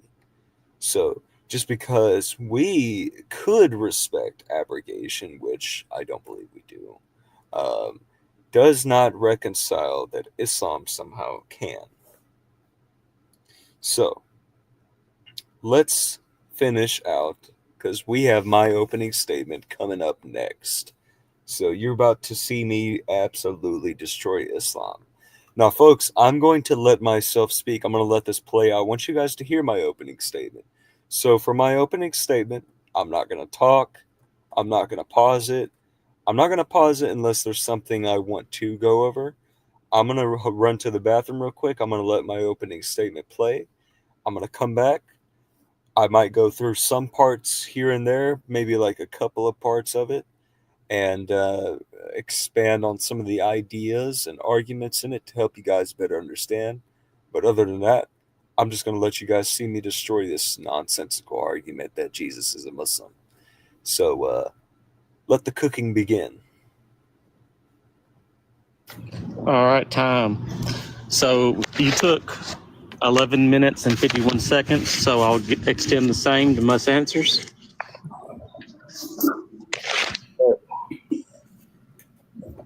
And you can begin when you let me know. Alrighty, 1 second here. All right, go ahead. First of all, I want to give all glory to God, the one and holy triune God, the Father, Son, and Holy Spirit. So tonight we are discussing a provocative question. Was Jesus a Muslim? Now, this argument typically presented by Muslims is structured around two premises. First one being a Muslim is defined as someone who submits their will to God. The second one being Jesus submitted his will to God. Conclusion being, therefore, he was a Muslim. Now, at face value, folks, the logic may appear sound, but upon closer scrutiny, especially from a historical and linguistic perspective, that argument ultimately fails. Now, I would demonstrate that both premises are flawed, rendering the conclusion invalid. So let's start with the first premise. So the definition of the term Muslim. Now, that claim that a Muslim is merely someone who submits their will to God is imprecise and oversimplified. While this might reflect a linguistic abstraction of the Arabic root SLM, from which Islam and Muslim are derived, it does not represent the precise historical or theological definition of a Muslim. Now, when we turn to authoritative Arabic and English sources, a much more specific definition is shown, like the one the brother pulled up. The Sanad Arab defines a Muslim as one who submits to God and follows his commandments, but within the specific framework of Islam. Taj al-Ras and Al-Qamas al-Mahit both define Muslim as one who adheres to the religion of Islam. Hans Weher, Dictionary of Modern Written Arabic, defines Muslim explicitly as one who professes Islam. Lane's Arabic English Lexicon defines Muslim as one who resigns himself to God and follows the religion of Islam. Similarly, modern bilingual Arabic English dictionaries such as Alamani, Babla, Glosby, Dick.com consistently translate the word Muslim as someone who adheres to Islam, not merely someone who submits to a generic deity. And the same pattern holds to English language dictionaries too, like Merriam-Webster, when it says an adherent of Islam. Cambridge says a person who follows the religion of Islam. Oxford English, Collins, American Heritage, and Macmillan all align with this theological and religious framework. Even Wikipedia's etymology section acknowledges that a Muslim is an active participle of aslama, meaning one who submits to Allah in accordance with the Islamic doctrine. In short, a Muslim is not simply a person who submits to God, but a person who adheres to the religion of Islam, accepts the prophethood of Muhammad, and follows the Quran and the teachings of Islam. Now, how can a Muslims conclude? So, folks, I'm back. I want to point out something really quickly. So, there is a vague generalization made by Muslims, a very simple and generic argument. And you see how I laid it out and I destroyed it. I broke it down, premise by premise. Their argument is only supported by a definition of a word. That's how weak it is. Okay, it is actually the cherry picking fallacy. Uh, Looking at the cherry picking fallacy by definition, understanding that it is uh, picking out certain things to support the argument while leaving out all other relevant information, which could represent the argument's overall strength. Since he does not include enough relevant information for his argument is weak. It's not supported. His argument is based off one definition of a word. This is terrible. It does nothing for Islam. It has not proved by any means that Islam is true or that Jesus is a Muslim. It's terrible. Now let's go back and let's continue to see how I break it down. The definition that they use today is coherent. Well, I'll actually show you guys because the definition they use is pretty coherent. And I'm done because there's nothing to show. It's not coherent. So let's get to it. Simply put, the problem Muslims run into when making this argument is trying to coherently define the word Muslim or Islam. And that's why I pointed out that the definition they give is oversimplified. Now let's evaluate what this problem is called because it has a name for it. This is called the etymological fallacy. The etymological fallacy, according to the Internet Encyclopedia of Philosophy, says as follows. The etymological fallacy occurs whenever someone falsely assumes that the meaning of the word can be discovered from its etymology or origins. An example of this I'll give is the word vice in Latin. It translates to that which wins. So it means anything that wins. And since a hurricane wins around its own eye, it is a vice. That's a good example of the etymological fallacy. Now, like my opponent, folks, many Muslims will commit this fallacy when making the argument, or even when they express what the word means overall. They get their definition of Muslim from the roots in Arabic, which is SLM, like I said before, and that root relates to ideas of peace, submission, and surrender. Quick breakdown of it is the verb aslama, which means to submit or to surrender. And from that verb, we get the words Islam and Muslim. So now the Muslims will then take the root of the word Muslim to support their definition. But unfortunately, they will run into the etymological fallacy, which does not allow this in both the field of linguistic studies and philosophy. And lastly, I want to point out that saying Jesus was a Muslim because he submitted to God is not only a category error and an etymological fallacy, but it is also theologically anachronistic, which means applying a later religious idea or term like Muslim to a time period or person when that idea didn't exist yet. Jesus never used the Arabic term Muslim. He spoke Hebrew, Greek, and Aramaic. He lived in a first century Jewish context, not a 7th century Arabian Islamic one. The concept of Muslim, as we understand it, did not exist in Jesus's time. Now, let's move on to the second premise. Did Jesus submit to the God of Islam? Even if we granted, for the sake of the argument, folks, that that a Muslim is merely someone who submits to God, then we must ask, which God did Jesus submit to? Muslims assume that Jesus submitted to Allah, the God defined by Islamic doctrine, but this is theologically and historically inaccurate. And let's look at this chronologically. Jesus lived in the first century between 4 BC and 30 AD as a Jewish man in a Roman-occupied Judea. Islam as a religious system did not come until the 7th century when Muhammad began preaching in Mecca in 610 AD. Therefore, the Quran, the Shahada, the concept of Tawheed, and the name Allah as defined in Islamic theology, none of these were present during the lifetime of Jesus. And according to New Testament historical records, the earliest and most reliable sources for Jesus' teachings, which my opponent quoted, Jesus affirmed the God of Abraham, Isaac, and Jacob, God of Israel. He referred to God as Father in Matthew chapter 6, verse 9, and John chapter 17, verse 1, a concept explicitly rejected in Islamic theology, as you can see in Quran chapter 112, verse 3, when it says, he begets not, nor is he begotten. Now, Islam demands belief in the oneness of Allah, Tawheed, the finality of Muhammad's prophethood, the Quran as a final and uncorrupted revelation. But Jesus never affirmed any of these. Muhammad did not emerge until over 600 years after Jesus. The Quran was not compiled until decades after Muhammad's death. And Jesus is never recorded in any reliable historical document as referring to Muhammad, the Quran, or any Islamic doctrines. So from a historical point of view, it is anachronistic to retroactively label Jesus as a Muslim, just as it would be to call Moses a Catholic or Confucius a Marxist. But also, folks, if I want to stoop to the Muslims' level, then I can reverse this on them. For example, a Jehovah's Witness means a witness to God. Muhammad was a witness to God, so therefore Muhammad's a Jehovah's Witness.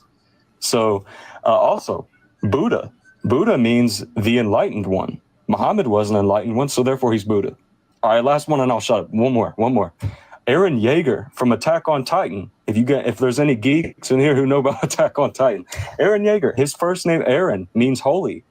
Allah is holy, so therefore Allah is Aaron Yeager. How about that? Now, let's conclude here.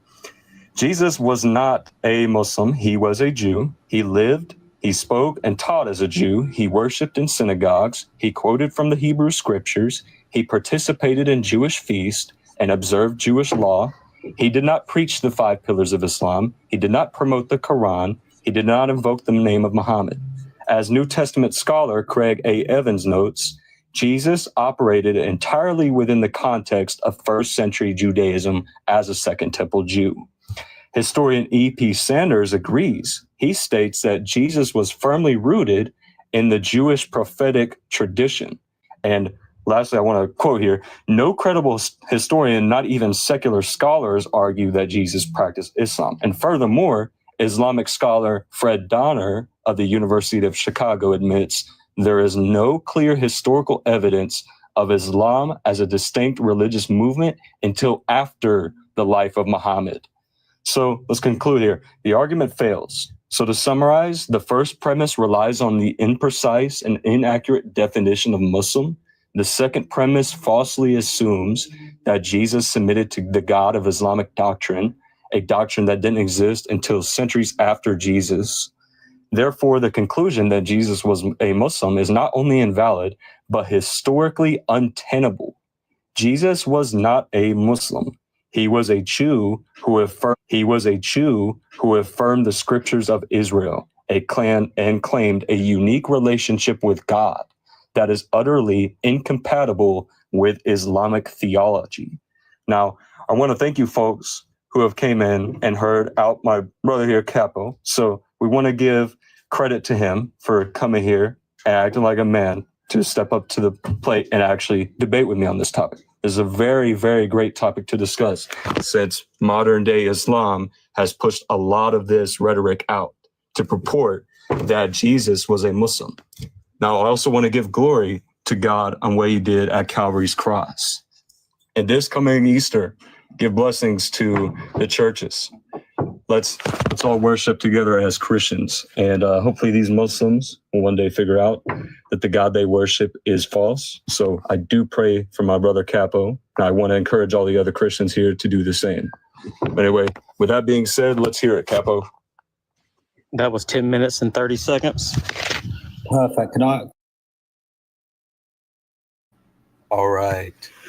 So getting back to the debate, folks, we have summarized my entire opening statement, every bit of it. So,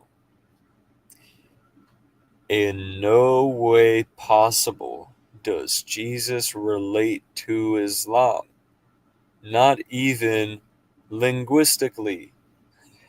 Because if the linguistic is all you have, then you have a weak argument. Arguments require evidence, basis, and so on. The only evidence he had was an imprecise definition of a word. No scholarship, no historians, nothing, no scriptures. There's nothing that supported his argument. Absolutely not. Not even what he supposed supported his argument, which was the definition of Muslim, that he thinks is the definition of Muslim. And this is what I demonstrated to be false.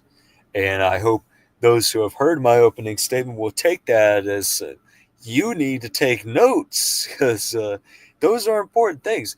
People always listen, they listen to God logic and they hear, well, we could just deal with the God being the Father part. Deal with the root of the argument. Yeah, where God logic goes and deals with when the Muslims say, okay, well we're great, let's say we'll grant you that. Is God a father? That's a good argument. I think that is a very good argument, because that's holding incompatibility of what Jesus taught against them. You could do that just about with anything of what Jesus says that they quote. That's for sure. Even just besides Father, definitely. Um, but I think it's worth attacking them at the root of the argument. The root of the argument is based on a false premise, folks. The word Muslim does not define as somebody who submits their will to God, and it never has, and it never will, because it's incoherent. So, in short, like I demonstrated, it is a category error. It's imprecise, it's oversimplified, and it's anachronistic.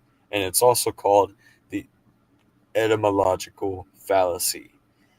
There's so much wrong with the first premise of the argument. So, and then the second premise, the application of it, is not precise either. We don't know which God they're referring to. But somehow, if I ask the Muslims, it has to be the God of Islam, even though that's not included in the definition. So that gives us more content to add on. If Muslims can only relate to Islam, then Islam is therefore not an action, it is an identity. So this would mean his argument falls apart to begin with. He was saying to begin with that Muslim is not an identity, it's an action. So this makes that fall apart.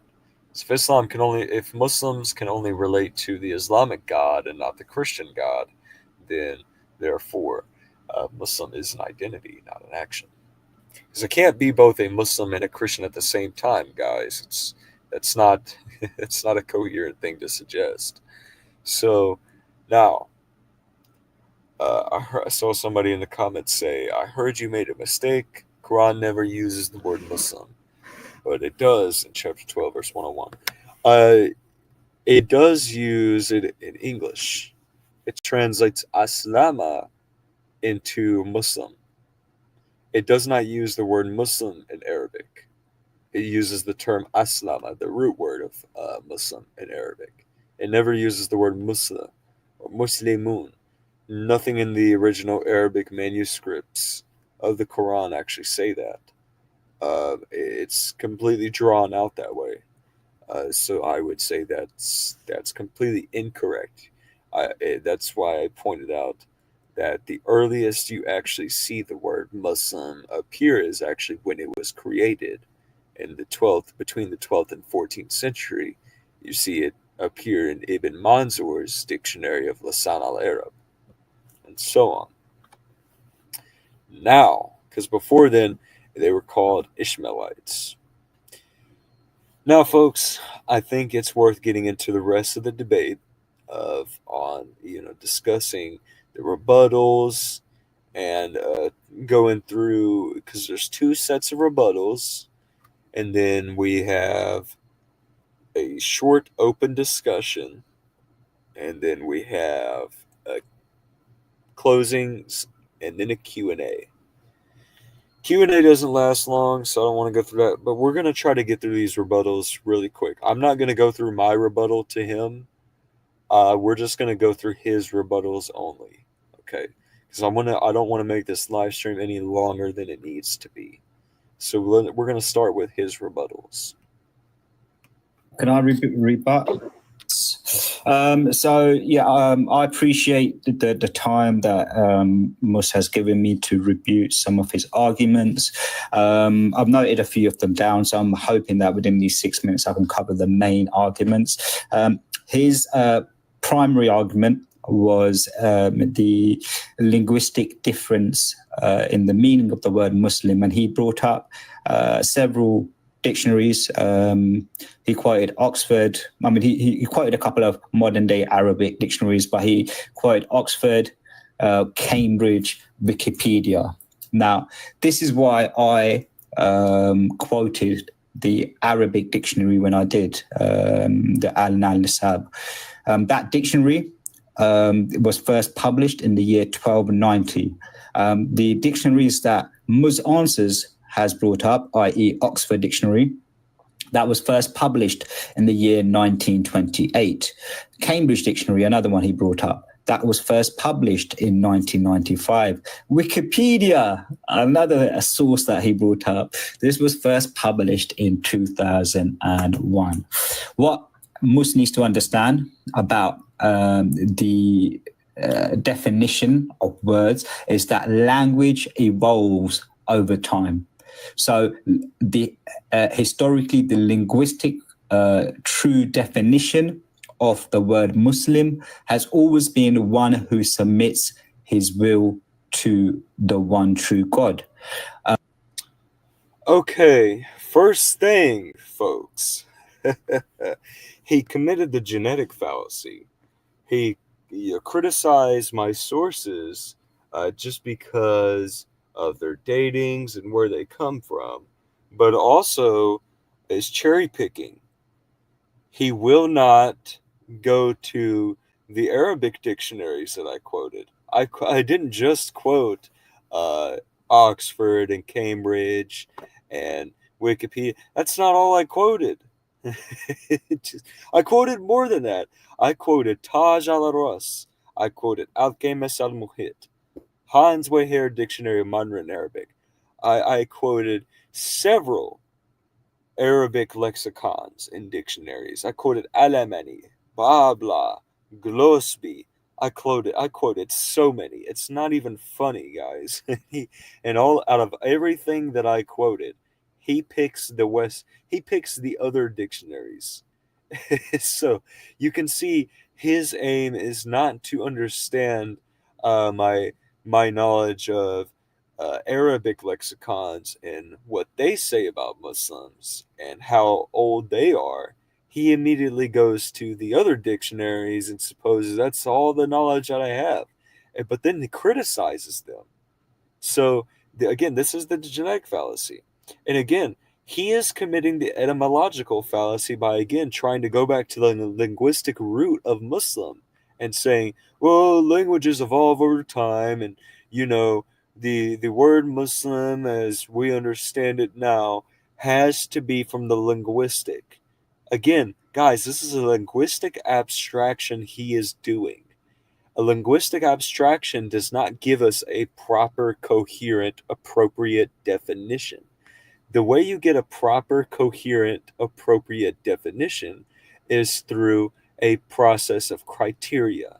So there is certain criteria of what makes a definition coherent. Okay, you got to have consistency, which means the definition shouldn't contradict itself. The clarity, the definition should be clear, unambiguous. It should be understandable to someone familiar with the subject matter and avoids jargon. It has to have precision, contextual fit, non-circularity, explanatory power.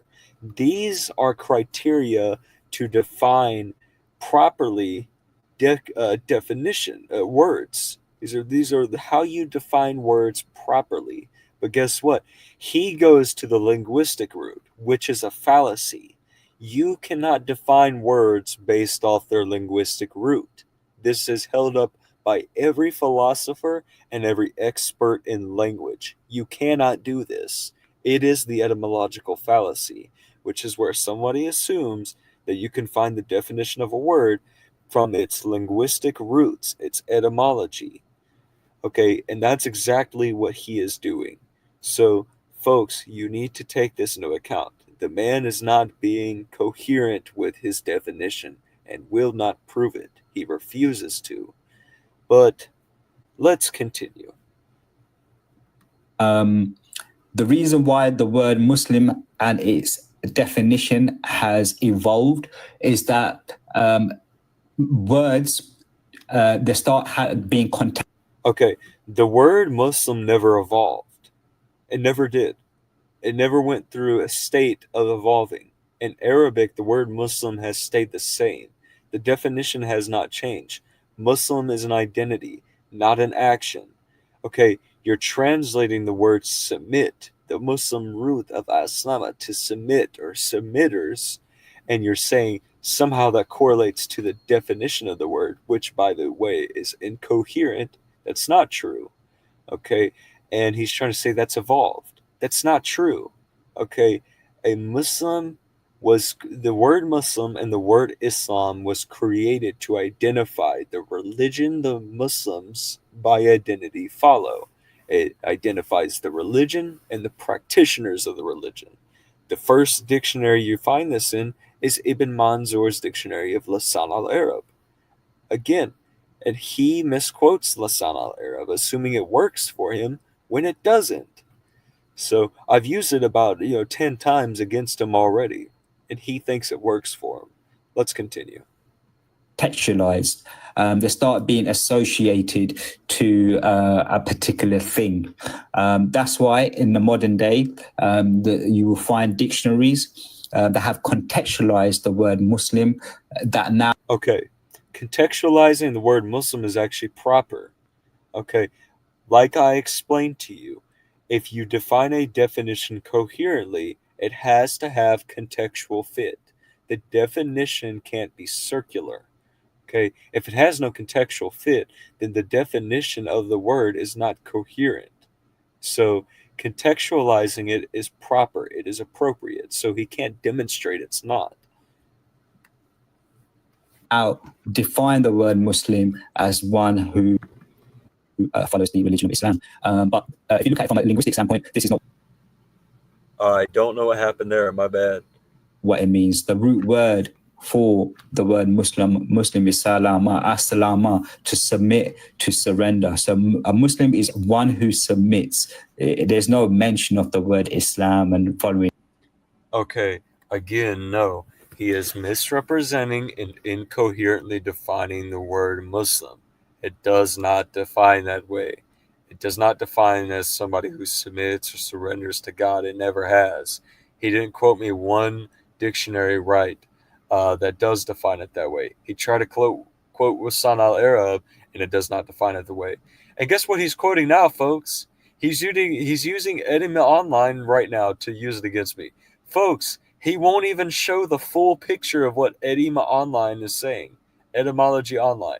Let me share my screen with you guys. Let me show you this nonsense. I can debunk this in 5 seconds. He will not show the full screen of what the etymological archive is saying about what Muslim is. I will show you what the full thing says. Look what's on this screen. Pay attention. Okay, he's just, I can't believe this. This is his debate tactic. He quotes Online Etymology Dictionary from the 1610s from Muslim, from Arabic Muslim, one who submits to the faith. Root of Aslama, he resigned, related to Islam. He doesn't quote the full thing. You see all that missing text? Let me quote the full thing, folks. I got you guys. I'm not gonna let you guys down. I'm gonna quote the full thing. Because the full thing, unedited, says more than what he put there. I just can't, man. I can't. So here, oh my goodness gracious. Let me present this tab now.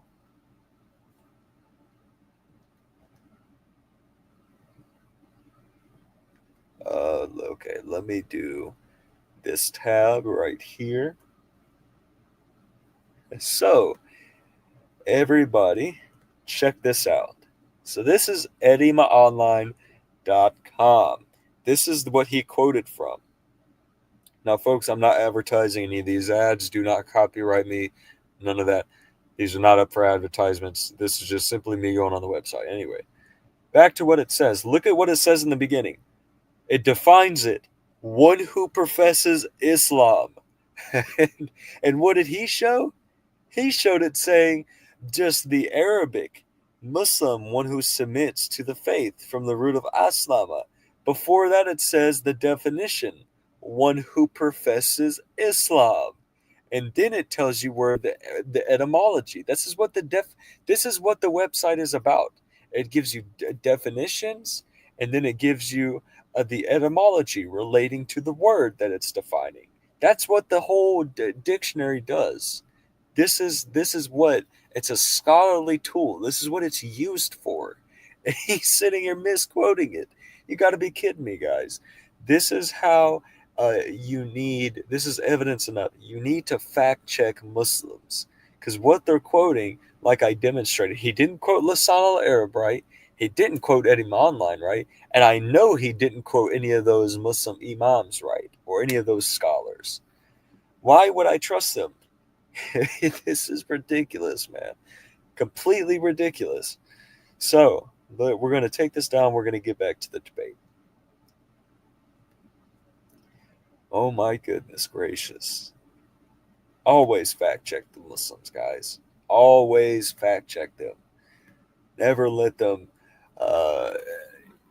look like they claim they're standing on is true.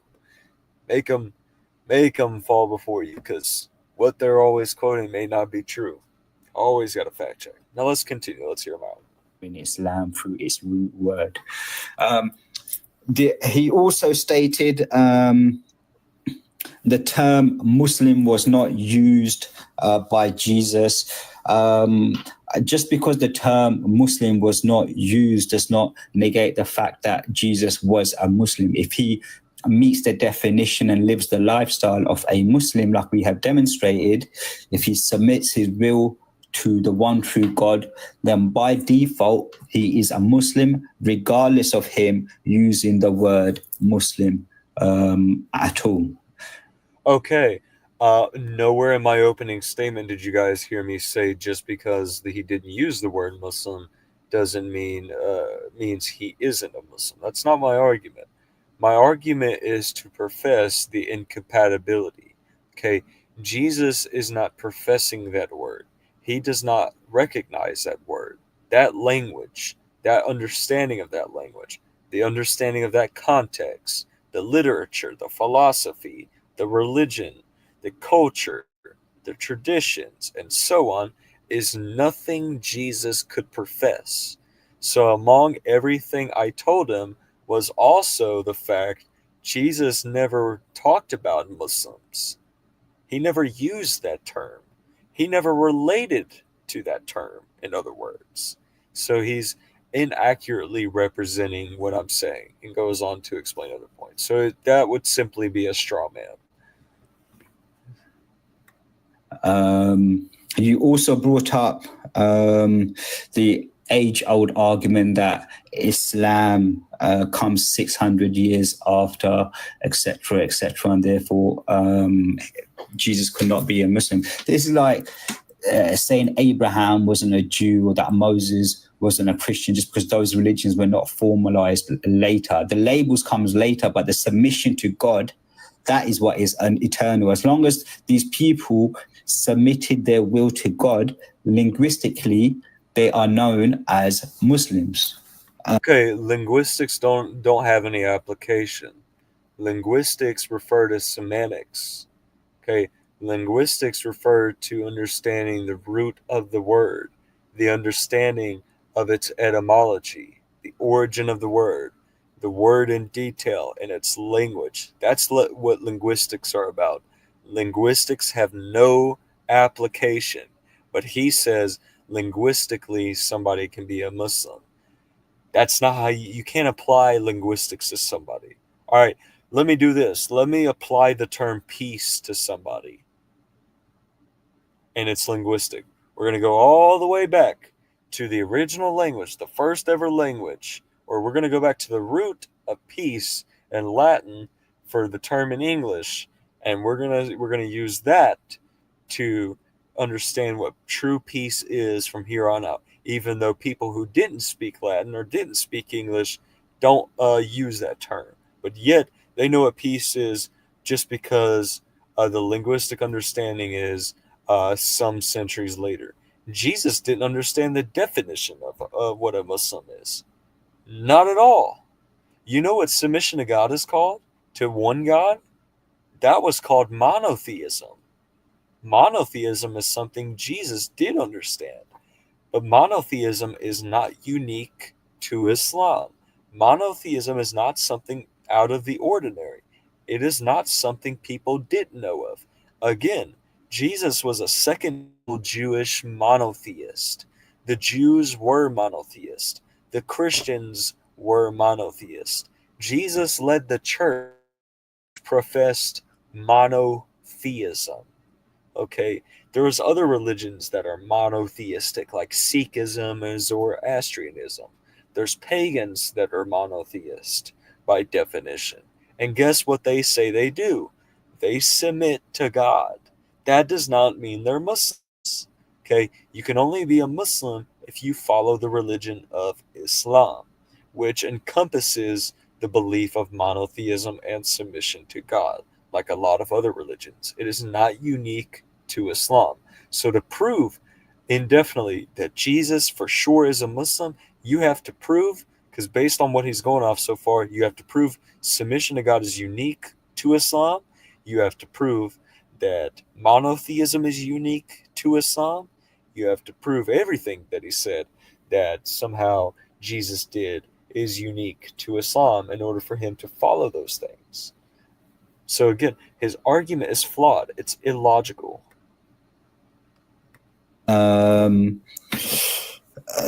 You also said, yeah, you said Jesus did not follow Islam. I mean, I demonstrated earlier he had many similar practices. I mean, he was circumcised. He did not eat pork. He put his head on the ground when he was praying. He fasted. He washed himself before praying, etc., etc. So he had many similarities to even your modern day Muslims. What we can acknowledge as Muslims is that Allah has revealed previous revelations. So we can confirm and affirm the fact that there could have been rules and regulations and commands that God gave in past Sharias that are not applicable in today's Sharias. So again, this does not deal with the whole problem. This is an appeal to mystery. Okay, we don't have for sure any knowledge of any old Sharia that has been changed, and we have a new Sharia now. That's not at all in any Islamic literature. That's not at all the case. But he appeals to that mystery or that hypothetical that could be the case. But he's also saying that everything that I debunked earlier somehow makes him a Muslim. But those things that he professed, again, they belong to Jewish tradition. They're not unique to Islam. And Jesus was Jewish. And he indirectly admitted it earlier by quoting from Leviticus, saying he washed himself, not quoting any actual New Testament scripture where Jesus did wash himself before praying. So he he's really an idiot. It's not working out for him. I gotta say, it's idiotic at this point. Now, in light of considering Sharia and stuff, and if they did change over time, folks, it's simple to point out. honestly. Um, did who is the one claiming that Jesus was a follower of Islam? Is it Jesus himself? Okay. Is is it the disciples? Who is claiming the disciples are Muslims? Is it the disciples themselves? No. It's a guy who comes 600 years later. It is Muhammad, who comes with the Quran saying, nah, Jesus, he was a Muslim, and these disciples, they were Muslims too. No, it is not those people themselves. So, yes, me pointing out that Islam comes a lot of time after Jesus does destroy this argument. Okay, Islam inherently is not compatible with Christianity or with Judaism, which Jesus professed. So it's impossible, even furthermore, for him to follow anything from Islam when it did not exist. But he's saying, oh, but some Islamic Sharia could have existed. But there's no evidence. He just finds some similarities and thinks somehow what those similarities, parallels he's drawing from, are showing that there's things in there that are unique to Islam, but he doesn't demonstrate that they're unique to Islam. That's the point, folks. Let's continue. That the term Muslim means one who submits his will to God by all classical lexicons, by all classical scholars. Okay, well, let's look at a classical lexicon. Again, Taj al Ras and Al-Khamis al-Muhit. These are classical lexicons. Do they say a Muslim is somebody who submits their will to God? No. They say a Muslim is one who adheres to the religion of Islam, which Jesus obviously didn't do historically when Islam didn't exist. It's out of the books. This is what they all confirm, that Muslim is one who submits his will to God. This definition that you keep bringing up from modern day dictionaries, I mean, Oxford Dictionary was in 1928, Cambridge. Again, he is committing the genetic fallacy. He's not addressing the overall argument. Instead, he's going on to try and address the dictionaries that other dictionaries I quoted that he does not agree with because they disagree with him and criticizes them. But even though in academics they are supported, but this is not helping him at all. It's definitely not helping his case. Just I would watch out for people like this. If it was going to help his case, then he should have pointed out that is that those dictionaries, including the Arabic ones, are wrong. Because I quoted more than just those those classical Oxford and Cambridge and Wikipedia and all the Macmillan, American Heritage, and so on. I quoted Alamani, Bodley, Glosby, Taj Al-Rus, Al-Khamis Al-Muhid, Hans Weher, Modern Dictionary of Modern Arabic. I quoted so many freaking dictionaries. Lane's Arabic Lexicon, dude, Dick.com. I quoted so much. It's not even funny. So many Arabic lexicons. It's endless, guys. It's endless. And he's still convinced all I'm quoting is some inherently bad dictionaries that can't be used in academics, but they are academically supported. Even Harvard's dictionary is supported. You can't deny the top college in the world with some of the most top recognized and famous scholars of religion or even some other fields of knowledge and stuff, are very well respected. So their dictionary should be fine to look at, especially if they're understanding the Arabic language. Then what they're defining should be correct, like those universities. But yet he said, nah, they're not correct. You know, they come this amount of time after. So I'm not right when I quote the Muhammad, coming 600 years after Jesus, saying Jesus was a Muslim, even though Jesus never said it himself. But he's right, apparently, when he gets to quote dictionaries that come a lot of time after the original Arabic lexicons, when the original Arabic lexicons support him, and the ones who come after don't. So it seems like a double standard now. So let's continue, folks. 1995, Wikipedia 2001, and I'll quote you a dictionary that was first published in the year 1290. So don't. Well, guess what? I quoted from the same dictionary. I quoted Lisan al Arab too, because it supported my argument. And he just completely ignored it. He completely ignored it. My opening statement literally included, I have it right here. It says, when we turn to authoritative Arabic and English sources, a much more specific definition is shown. In Arabic lexicons like Lisan al Arab by Ibn Manzur, Taj al Ras by al Zabidi, Al Khamis al Muhit by al Faruzabadi, Hans Weher Dictionary of Modern Arabic, Lane's Arabic English Lexicon. And guess what? He ignores it. He says, but I quoted you an old Arabic lexicon. You didn't. He just ignored it. I mean, if you watch the debate, folks, and I recommend you do, you'll see my rebuttal, because we're not going to go over my rebuttal. I'm basically giving my rebuttal right now. So going over my rebuttal is pointless. In my rebuttal, I point this out to him, and it's just hilarious, man. He will not acknowledge us the entire time we debate. So let's continue. Contextualize these words and give it modern meanings. Let's stick to the linguistical classical meaning of the term Muslim. So he wants me to stick to the linguistical meaning instead of giving it context.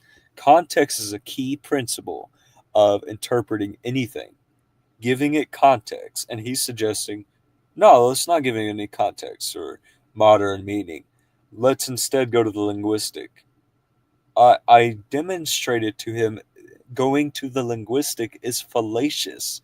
I can't do that. No scholar does it. No expert in language does it. But he thinks he can do it and suggests that I should do it too. So it's ridiculous, guys. It's the etymological fallacy that he is committing. I'm not going to do it, but he suggests that I should. And then you cannot deny that Jesus was a Muslim. That is me done, host. I can't help but laugh at this because it makes me look. I mean, looking at it rationally and not even trying to treat debating as a joke. We had a very good discussion, I believe, but it's just the arguments that are being brought here. It makes me hysterical.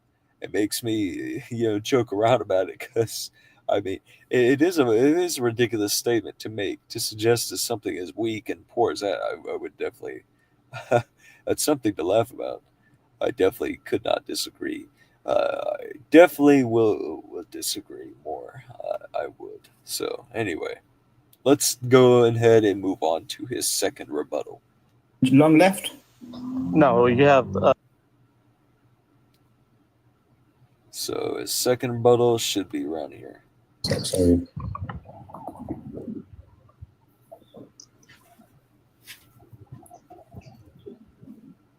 Most kind of repeated some of his previous arguments. He gave me more modern day dictionaries that have contextualized the term. Oh my goodness gracious. Again with this argument, the genetic fallacy. He's still trying to say, he's giving me these modern day dictionaries and they're not helping. I am telling him, I even told him in the last rebuttal, I quoted to him Arabic dictionaries and he ignores it. Folks, go and watch the debate because you'll see again for even in the second rebuttal, I have to remind him again that I did quote from Arabic dictionaries and he's just ignoring it. It's just ridiculous, folks. Oh my goodness gracious. Let's let him continue. Muslim. We have already gone through the root word of the term Muslim and how this is a verb of aslama. So therefore, it's an action is required. One is required to pray, fast, etc. Submit your will to Allah. So he just told me that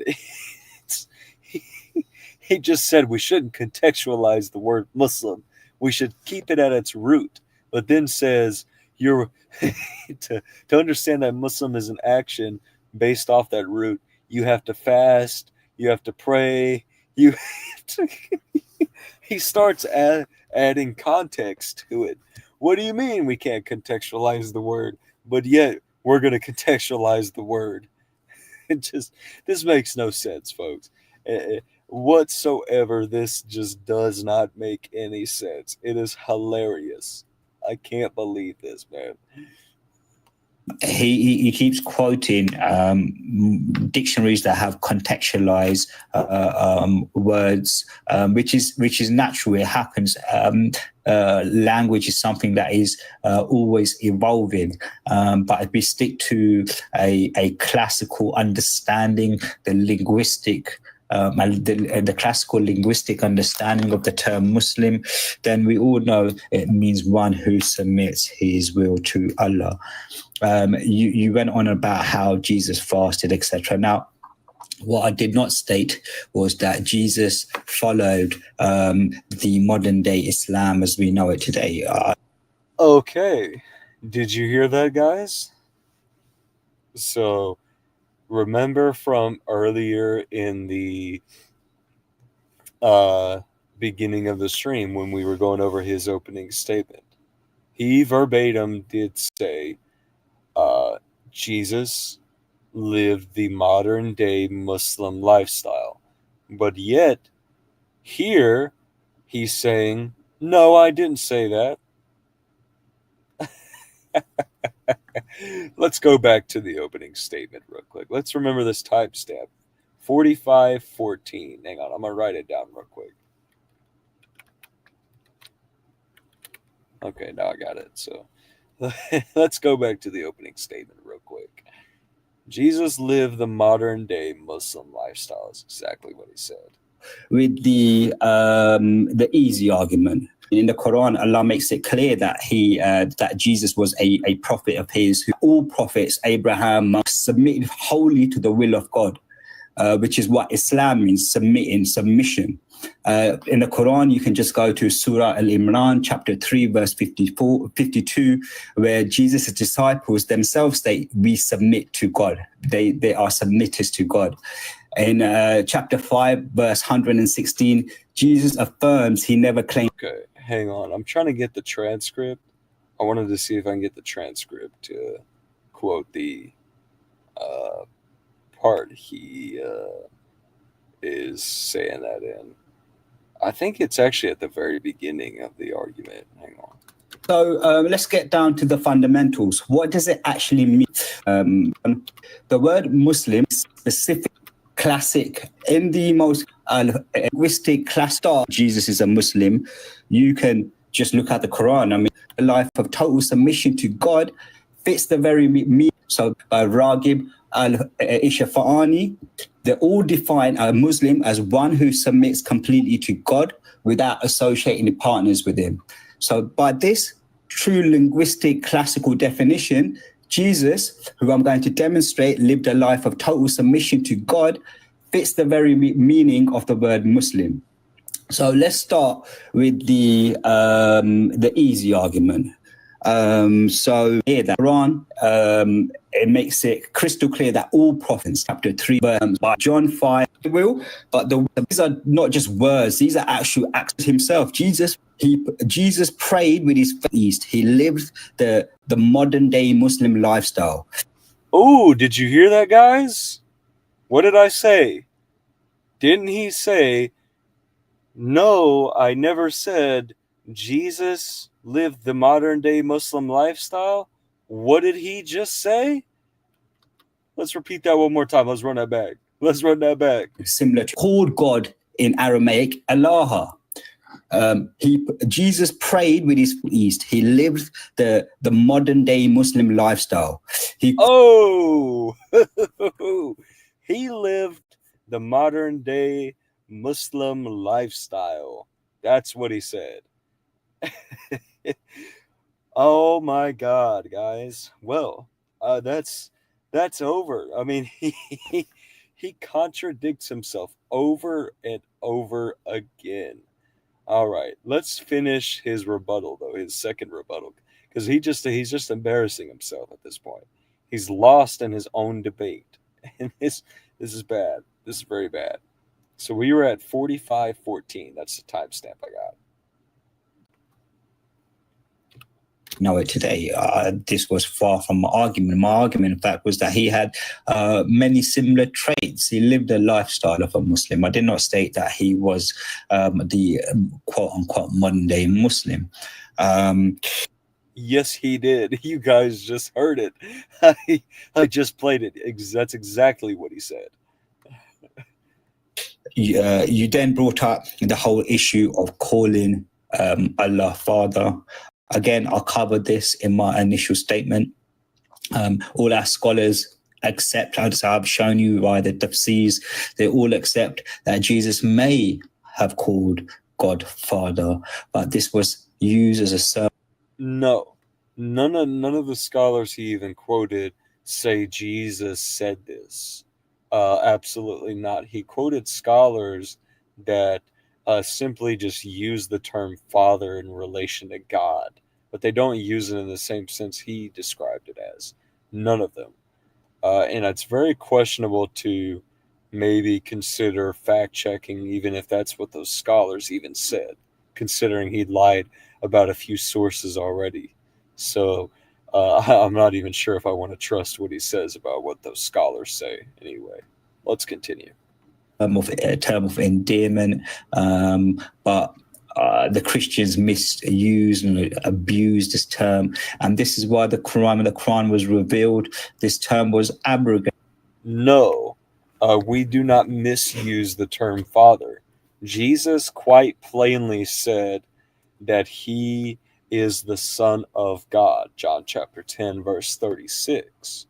He said his God, he quoted the verse actually to me that says, I'm ascending to my Father and your Father, and my God and your God. He calls God Father very plainly. And he quoted that acting as if it was true. So he's going to deny Jesus calling God Father. All of a sudden, we're misusing it, but yet accept it at the same time. Again, contradicting himself. This is illogical. This makes no sense. We do not abuse it at all. That's what the scriptures say. Jesus most certainly, without a shadow of a doubt, called God Father, and in a relational sense, because he called himself the Son in a divine relational sense. From the modern day Muslims to refer to Allah as a father. So he just said the term father was abrogated. Nothing in Islamic literature says the term father was abrogated, because again, for it to be abrogated, it has to be abrogated by something. But we don't know what the term Muslim is abrogated by. If we don't know what it was abrogated by, then we can't say it's abrogated. Everything that is abrogated in Islam tells you what it was abrogated by. Like I showed with Surah At-Tawbah. Originally, the name Surah At-Tawbah was Bara'at, but then it was abrogated, and we got Surah At-Tawbah, that name instead, for Surah 9, the last Surah. So Allah changed the name of it from Surah Bara'at to Surah At-Tawbah. But, like I said, he can't stay consistent with anything he says at all. So why should I trust him to even continue? He won't show anything in Islamic literature that says the term father was abrogated, because it never does. I don't really know why you brought up that argument again. In regards to Jesus following Islam, that's not the debate what we're having today. The debate today is was Jesus a Muslim? I mean, you made the argument that Islam started in the 7th century. Okay, it is relevant to the argument to point out that Jesus was following Islam because that's what a Muslim relates to. So he assumes, excuse me, that it does not. It does not entail following Islam. So that's why he questions its relevancy. But as I demonstrated, it is relevant based on every dictionary, uh, then it is right to show whether he is following Islam because that's what a Muslim relates to. And he indirectly admits that in multiple ways, but is also denying it. So again, he contradicts himself. He is a hypocrite, guys. Let's play this. Etc., etc. But this is another straw man. I did not state that Jesus was following Islam. I merely stated that Jesus was a Muslim man. There is a clear difference between the two. What you need to realize is that from the Islamic standpoint, the concept of Islam, which means submission, submission to God. This concept has been around since the time of Adam. Okay. Do we read anywhere in the Quran where Allah says Islam is a concept? No. Actually, it never appears in the Quran once. Instead, what does the Quran say Islam is? Folks, I'm going to pull it up on screen. Let's read it. We're going to go to chapter 3, verse 19 of the Quran. And we're going to read exactly what it says.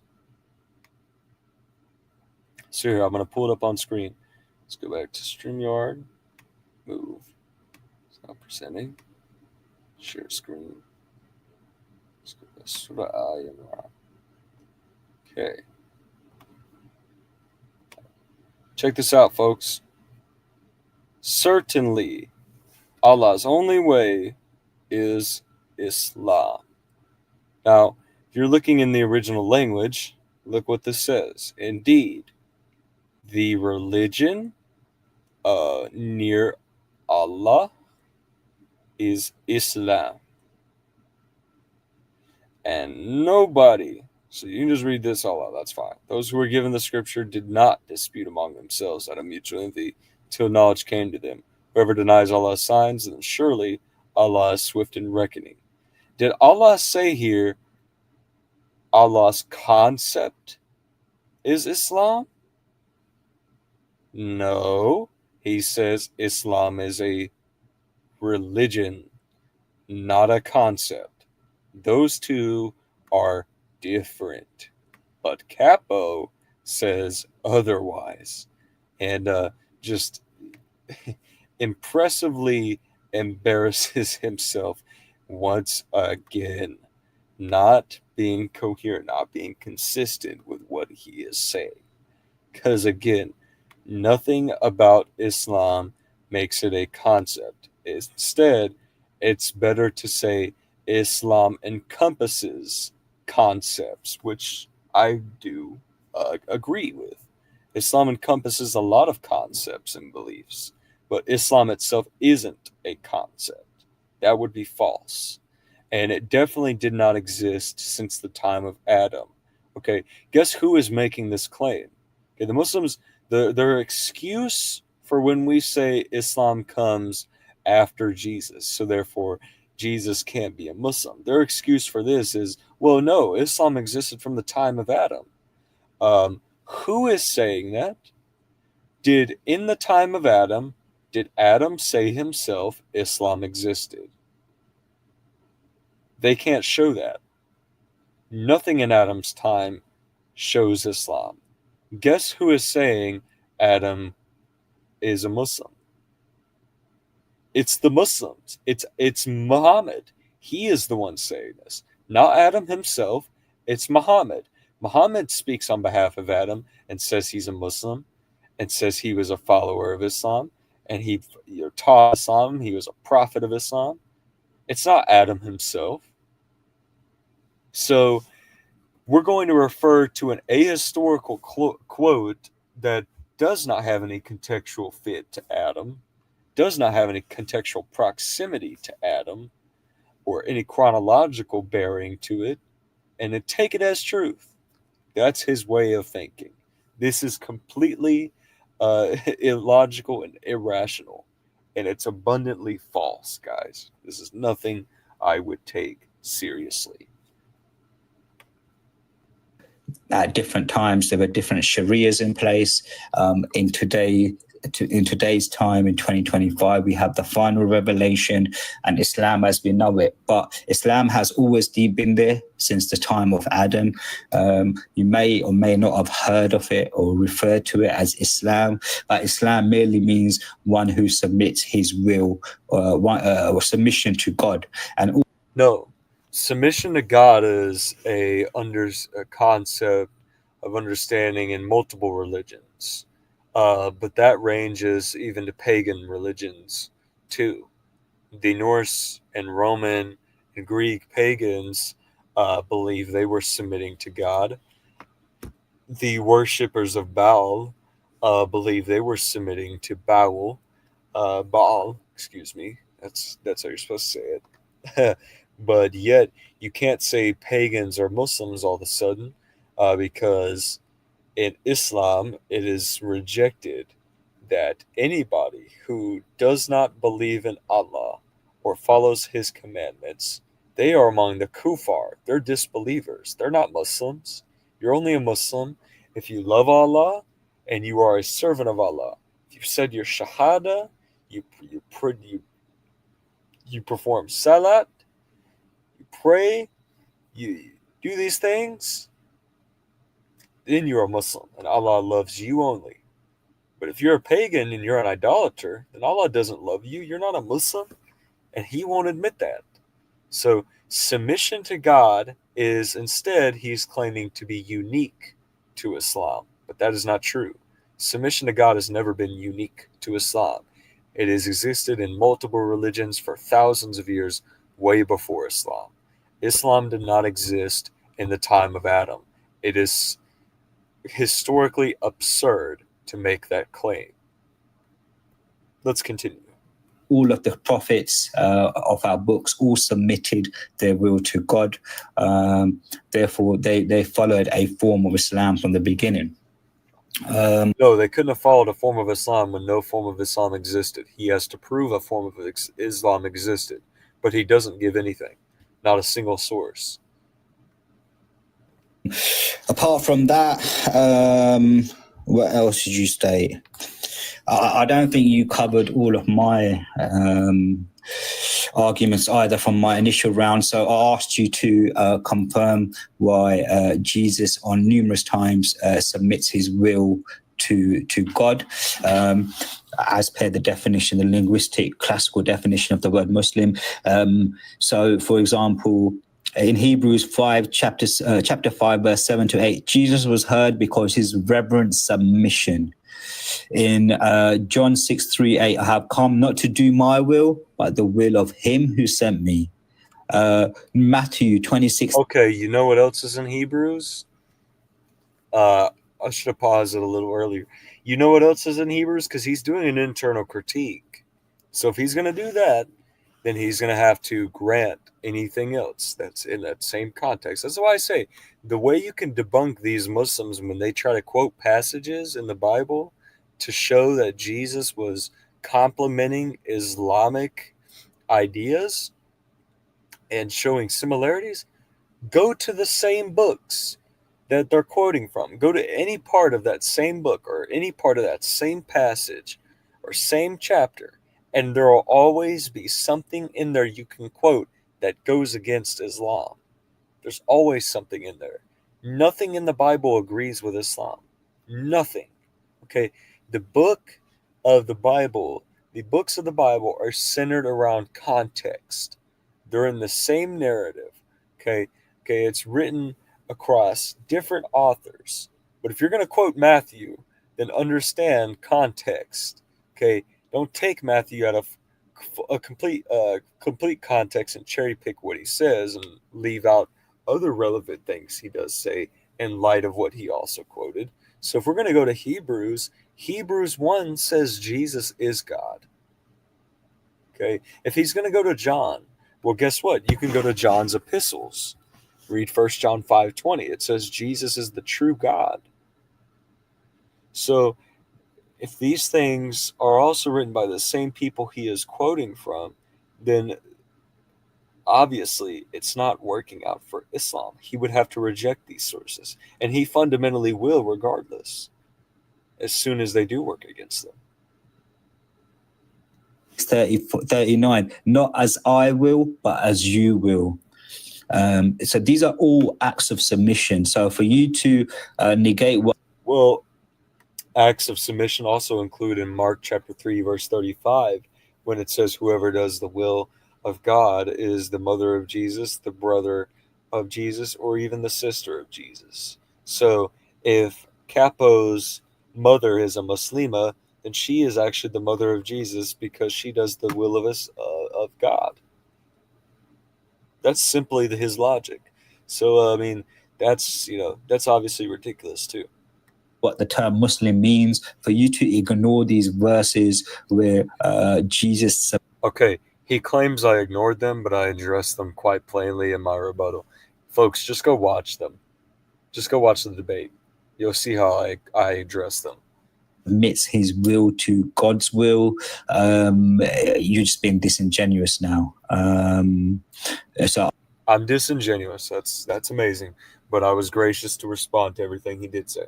I still have all his notes. I have every single note from that debate written down in a Google document. Every single note. I kept all of my notes from the debate. I can literally go point by point, listing every note from rebuttals and his entire opening statement. I still have them. I actually have them pulled up now, so I could go through them in this debate, and they've actually helped me out. Go through them for the debate review. It's helped me out quite a bit so far. I wish for you to deal with that argument. And then if you wish to explore the father argument further, we can also do that. I mean, you should not be surprised by a term being abrogated. I mean, it happens in the Bible. In Hebrews, God was referred to as Baal. 1 minute. Yeah, so in Hebrews, God was Baal. 1 minute. Yeah, so in Hebrews, God was referred to as Baal, but God commanded everyone to abrogate this term because this term was associated with false. Again, he did this in his opening statement by resorting to whataboutism. So he can't deal with my rebuttal to the abrogation argument that he's presenting. So he has to resort to, well, you believe in abrogation too, even though Hosea does not profess any sort of abrogation at all with Baal. That's not what it's about. Deities. So this linguistic shift is nothing new to Christians. You should not be surprised by why the term father has been abrogated. But he gave no proof that it was abrogated. That's the thing. He keeps claiming these things with no proof. The burden is on him, guys. This is the burden. He has to prove that the term father was abrogated. And he does not the whole time. And instead, he'll resort to whataboutism after I refute the nonsense that it could have been abrogated. And he will not prove and will refuse to prove that it was. So it's ridiculous. And apart from that, I have nothing further to say.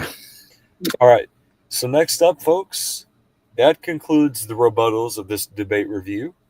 Now we are going to move into our quick open discussion. So me and him had a open discussion for, I think, 10 minutes. And after that, we had our closings. So I'm going to go through our open discussion, and we're going to look through the whole thing. And then after that, we will go through both of our closings, we're gonna look at my closing as well. I'm just gonna let it play though. I'm not gonna comment on too much of what I said or expand on much of it too much. But we will comment on some of the things he said. And the Q&A we're going to leave out. The Q&A was nothing special. We didn't have any Muslims come up for him during the Q&A, which was disappointing. So we're not going to go through the Q&A. But anyway, let's continue. Let's get to that open dialogue that me and him had. Got 30 seconds left. That the Arabs. The final. I see, or being theolying it to Now, linguistic.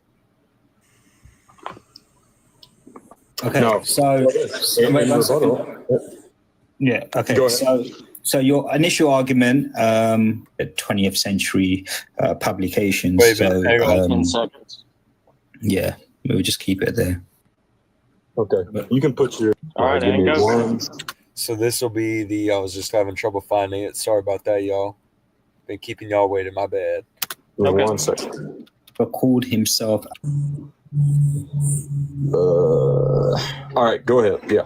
Okay, perfect. So one of the arguments that you brought up was that Jesus never called himself a Muslim. Now, can you show me from the Bible where he called himself a Christian? Or could you? Okay, this is already nonsensical. Nobody's claiming that Jesus is a Christian. We don't believe Jesus is a Christian.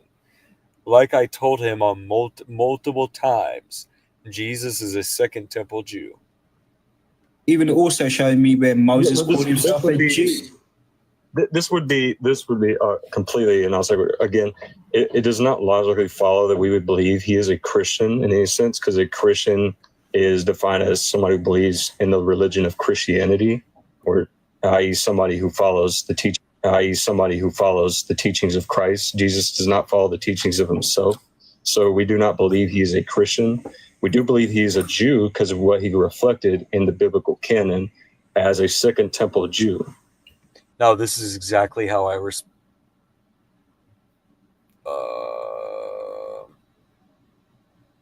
excuse me. I went to a wrong tab by accident, but anyway, we're back. So that's exactly how I responded to him. I pointed out, okay, because he brings up these nonsensical arguments continuously. It's just very frustrating. Matter of fact, what I'm going to do, if there is an argument between us, a nonsensical thing he does bring up that I want to add on to when I respond to it, then I'm going to jump in. But other than that, I'm just going to let you guys listen to the open dialogue. Did in the biblical canon as a Second Temple Jew. Okay, No. Yeah. Okay. So your initial argument stated how Jesus never called himself a Muslim, but you have now also admitted that Jesus never called himself a Christian. Well, this is a straw man of my argument, because I never made the claim that just because he didn't call himself a Muslim, that therefore he's not a Muslim. That's not what I didn't say you did, but you did bring up the point. You stated that Jesus did not call himself a Muslim, and I want you to address that. What I said was it's a theologically it's theologically anachronistic to call him a Muslim, to retroactively put him in the perspective of a Muslim in any sense is not historical. That's what I'm saying by the term Muslim. Okay, but again, you're going according. Again, but hang on, that term cannot be applied to him.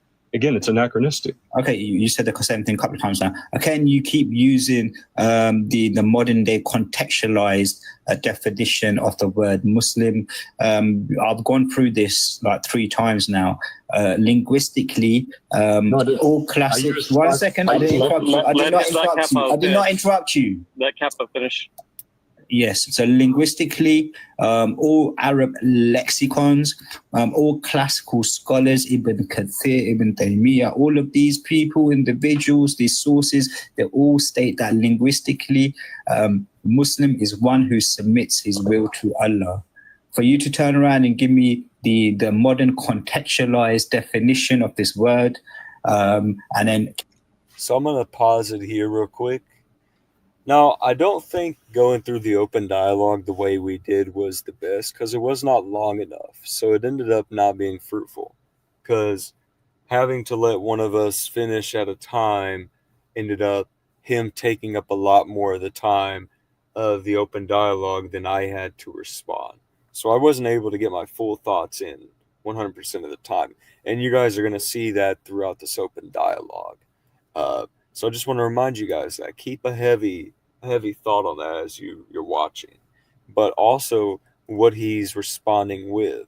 He's trying to say, I'm using a contextual definition, which I explained to him is proper, is appropriate, but yet he wants to use a fallacious definition, which I explained to him again is a fallacious. It's fallacious.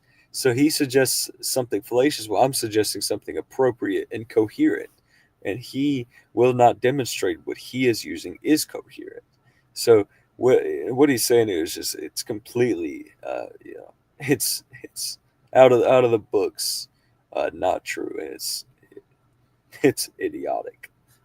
Keep giving me this low IQ argument that Jesus has not followed the religion of Islam. Okay, I'm low IQ because I'm wanting to stick to appropriation and coherency over fallacious reasoning. That's right. I'm low IQ now. You heard it here first, folks. There's a big problem here. You keep criticizing the definitions I use, committing the genetic fallacy. Just because of the origin of the dictionary, it does not mean it's inaccurate. Who do you think are running those dictionaries? People who have studied, who are bilingual in the Arabic and English language. So that's who is ahead of studying Arabic terms and their meanings, Latin terms and their meanings, like in Cambridge and in Oxford University. But not only that, I did point out to you in my rebuttal, again, I quoted 5 classical Arabic dictionaries that do define the term Muslim coherently, but you completely ignore that. And again, you want to keep quoting scholars.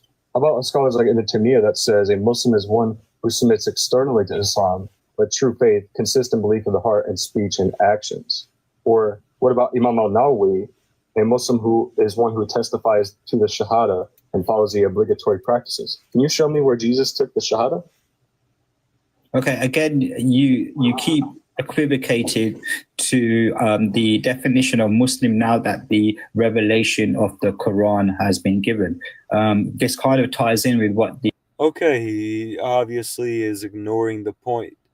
The scholars of Islam who explain what entails what a Muslim is, which Jesus should fulfill if he is a Muslim, he won't respond to that. Instead, he wants to say I'm equivocating, but I haven't equivocated anything yet.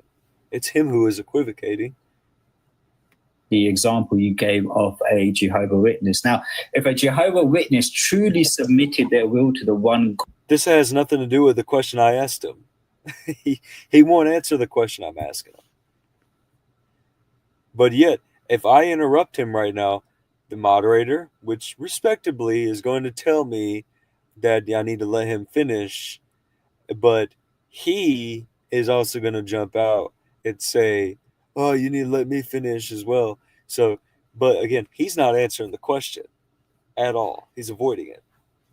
God without associating any partners with him and sincerely followed his guidance, then yes, by the linguistic definition, they are acting like Muslims. But the key difference is that now that Islam is complete, and it clarifies what the submission to the one true creator looks like. It's ambiguous. No, I mean, it's not ambiguous at all. I mean, it is. No, 1 second, I didn't interrupt you. There's two ways to look at this. The root definition of this is one who submits his will to Allah. Prior to the Quran, this was always maintained and adhered to as the definition of Muslim. But once the Quran was revealed, now you have to adhere to, you have to submit your will as to the revelation through the Quran. Okay, you're going to line up. Okay, there's a big problem here is, again, you completely ignore what I said about the scholars, by the way. I guess we're not talking about the criticizing of the dictionaries I'm using. You still keep using the term ambiguously, not supporting it with historical or theological context, which is required if you're going to define a definition coherently. I can give you the criteria if you need to. But again, like I said, with the scholars, which also you did appeal to, also like I'm appealing, like Imam al-Nawawi, again, he said a Muslim is one who testifies to the Shahada and follows the obligatory practices while the faith is an additional perfection.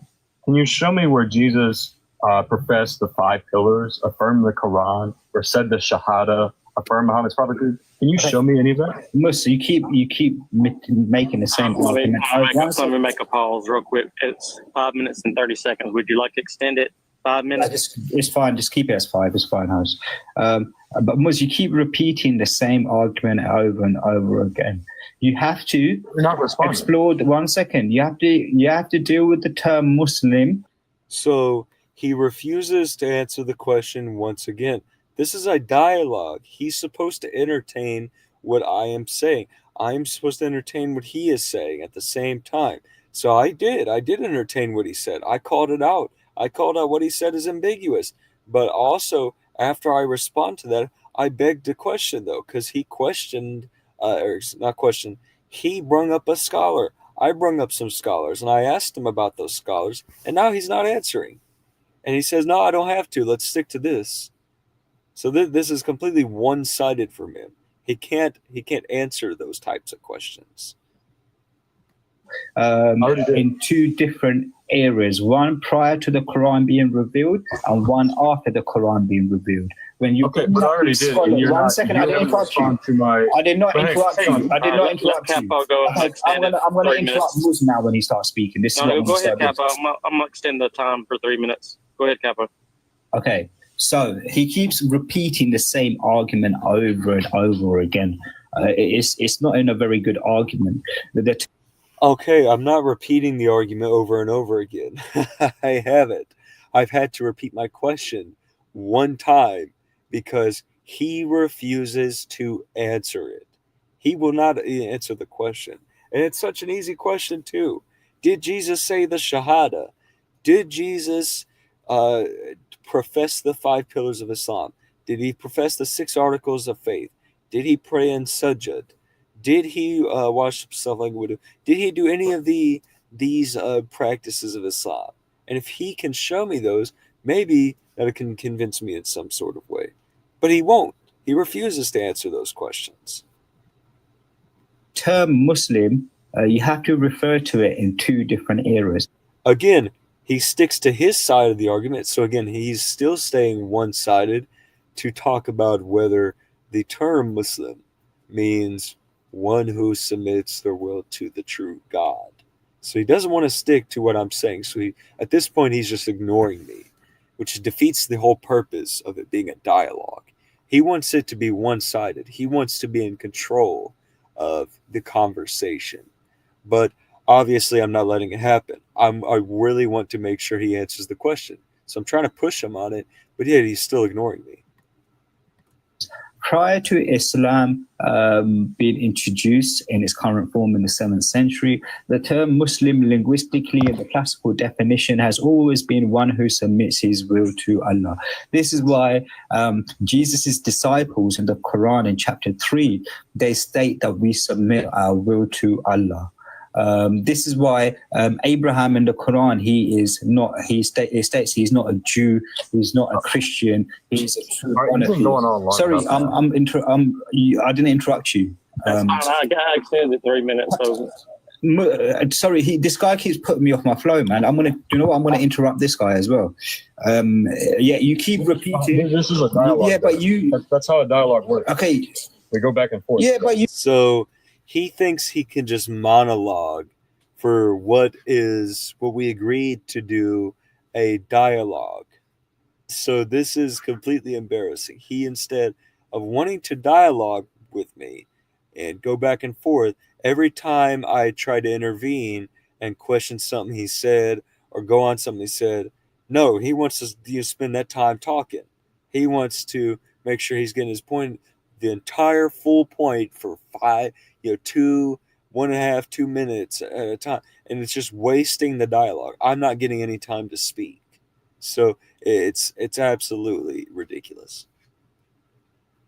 You kept monologuing. You made the same point 4 times, and then when I'm speaking, Yeah, I made the point 4 times. That's right, guys. But nowhere will you see me doing that. Absolutely not. That is not true. That is not something I did. Let's be realistic now. I'm gonna give you 30. I'm gonna give you 30 seconds to wrap it up, Capo, and then I'm gonna hand it back to Mus to continue 3 minutes. 3 minutes. Well, I haven't had 3 minutes though. What do you mean? No, I said I'm giving you 30 seconds to respond, and then we'll proceed. Forget it. Carry on. All right, yeah, sure. I just, that's how a dialogue works. You go back and forth instead of monologuing for 5 seconds at a time. So anyway, considering what a Muslim is, again, you're still ambiguously defining it. I'm not going to push on it anymore. I'm still pushing on the point that you're not affirming what Jesus testified to, or what any attestations of what Jesus had his faith in. According to your scholars, they say what makes a Muslim is somebody who says their shahada, affirms Muhammad's prophethood, affirms the tawheed, the oneness of Allah, expresses the 5 pillars, the 6 pillars of faith, and so on and so forth, the laws of Islam. But you can't show me where Jesus takes the shahada. You can't show me where he expresses the 5 pillars. You can't show me where he expresses or even talks about the Quran. You're repeating the same point again. You're repeating. You're stating that Jesus did not follow the modern day 7th century Islam. You keep repeating the same argument. So I won't lie. No say should have intervened to let me continue speaking, because Capo, he got mad when I intervened to try and not let him monologue. But when it's time to do the same, he shouldn't be getting mad when I get upset when he's interrupting me, and it's ridiculous. It's just very one-sided. Explain to you that once the Quran was revealed, the term Muslim became contextualized to be the one who follows, practices the religion of Islam. Prior to the 7th century, as Abraham and Moses and Jesus are all referred to in the Islamic doctrine as being Muslim. They were Muslims because the term Muslim simply means. So he's monologuing. So every time I'm trying to say something, he will not respond. I'm not getting through to him. So this entire dialogue, folks, is pointless. And that's what I wanted to point out. The most pointless part of this debate was the dialogue. I'm not doing a short dialogue like this ever again. If I'm going to do a dialogue for a debate, open dialogue, I'm going to do a little bit of a longer dialogue, like 30 to 45 minutes of dialogue. This dialogue was pointless. We're on a crunch of time of 10 to 15 minutes, and he's sitting here thinking he needs to control the conversation and set the subject of the conversation. But during the dialogue, I can bring up anything I want to. He has to respond to it, but he refuses to. Is one who submits his will to Allah. Otherwise, the Quran and the Islamic doctrine would not refer to any of these prophets as Muslims. All right, one minute left. All right, so then that would be. Sorry, go ahead. 1 minute left.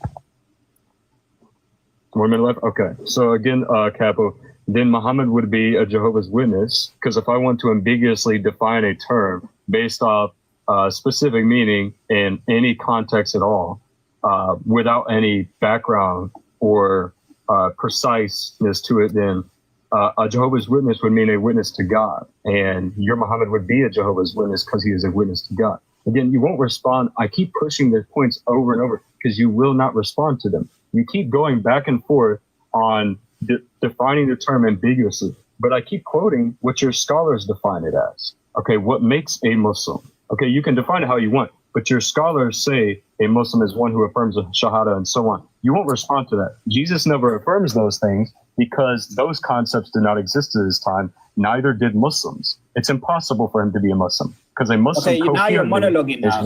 Can you, there's only a 30 seconds. I'm monologuing now. Did you hear that?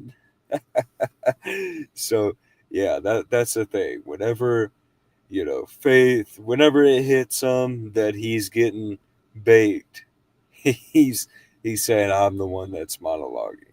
So it's hurting him pretty bad, but we'll give him the benefit of the doubt. This this pretty much concludes the open dialogue. I'm not gonna lie, but we'll let it finish out, and then we're gonna hear out the conclusions. So let's go ahead. I gave you many scholars that have stated. Extend it 1 minute or 30 seconds to Capo. The last 30 thank seconds. you. Okay. Honestly, I'm gonna skip it. Nothing about what he says is relevant. He just wants to say, "Oh, I gave you this and this and this." He does not respond, and I encourage anybody here to go look at the actual debate. He never responds to anything I say, even in that last 30 seconds. He doesn't take it to respond to me. Again, it was pointless. You guys have seen it the whole time as we've been reviewing the open dialogue. He never responds to a single thing I say. So let's just go ahead and move to the closings. Swearing to Allah as a father. Got any fruits to add to the dialogue? Guess, folks, whatever you're ready, no say. So, folks, here's what I'm going to do. Like I said, I'm not going to intervene too much as I'm going through my closing statement of the debate. I might add on a few points here and there, maybe, we'll see. But for Capo's, I will. For mine, I'm just gonna let it go because I want to get through this debate. I want to get through it and finally end this debate review. We've been going on 2 hours, almost 3 now. So let's try to wrap it up. Anyway, let's get through this. Go ahead. All right. Now, to remind y'all, these closing statements are 5 minutes, so it shouldn't take long. Yeah, so go ahead. Yeah. So anyway, I guess, folks, we've seen it here first. What kind of a Muslim this brother is. Obviously, maybe he affirms that Jesus committed shirk, that I guess he wasn't sinless. According to Islam, Jesus was a sinless man who never sinned in his entire life. He was a pure boy, according to chapter 19, verse 19. In chapter 3, verse 46, he will be one of the righteous. But he commits shirk on multiple times, and Capo said it himself. He called God his father as a term of endearment. So you heard it here first. That's not me. That's him. He's the one that quoted our scriptures. Jesus is the divine Son of God who affirmed, not a prophet of Islam. He did not affirm the Quran. He did not affirm Tawheed, most definitely. He did not affirm any culture, practice, theology, philosophy, anything related to Islam. He did not profess these things because he was a Second Temple Jew. Okay, he reflected Jewish thought and Jewish culture. It is impossible for Jesus to be a Muslim, like the scholar I quoted earlier. Let's take a look at him one more time. We love this guy. Islamic scholars are the best, guys. Fred Donner of the University of Chicago admits there is no clear historical evidence of Islam as a distinct religious movement until after the life of Muhammad. But yet this guy just moves past it. It went through one ear, out through the other. You know, there is not a shred of evidence to conclude that Jesus followed anything related to Islam. As Craig A. Evans and E.P. Sanders note, Jesus operated entirely within the context of first century Judaism. And E.P. Sanders says Jesus was firmly rooted in Jewish prophetic tradition. If Jesus was rooted in anything other than that, then why don't scholars, why don't rabbis, why don't church fathers just say so? But they don't. Because why? He's not a Muslim. That's why. All right. Consideration for the brother up here. Got to give him some respect, man. The Muslims have a hard time when it comes to defending this topic because of the problems they run into. And as I pointed out, this problem is called the etymological fallacy. It is also called a category error. One more thing. It is theologically anachronistic. I want everybody to keep that in mind, what that means.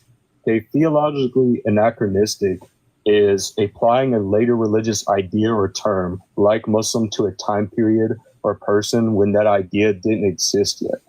So running into these fallacies here in philosophy, I don't think it's going to get him anywhere. I think professors in Islam, scholars of Islam, would clown him for this. I think if you're deep into linguistic studies, then you should know you cannot define a term based off its etymology or of its origin. Okay, so as we've seen it here first, folks, the conclusion is very flawed of that first and second premise of their argument.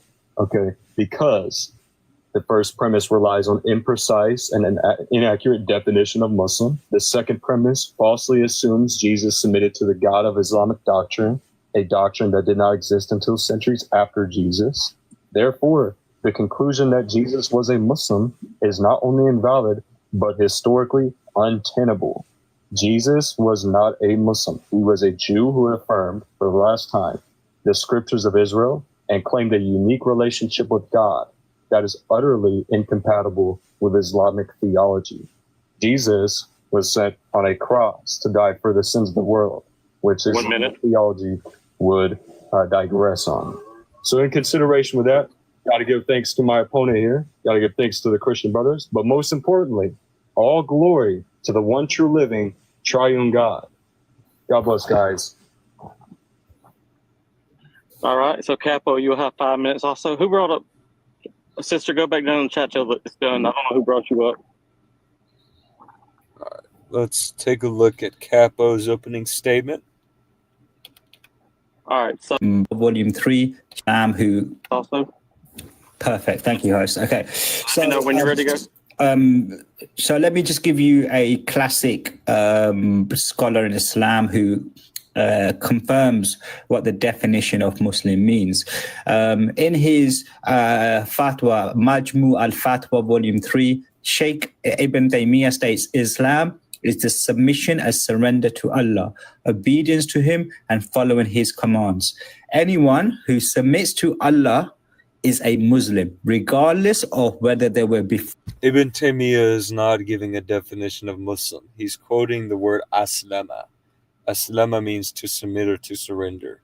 Okay, that's what the main focus is in Islam. It's being a servant of God. It means you're submitting to God. That's the encompassing belief. That's not the definition of Muslim he's giving. That's completely false.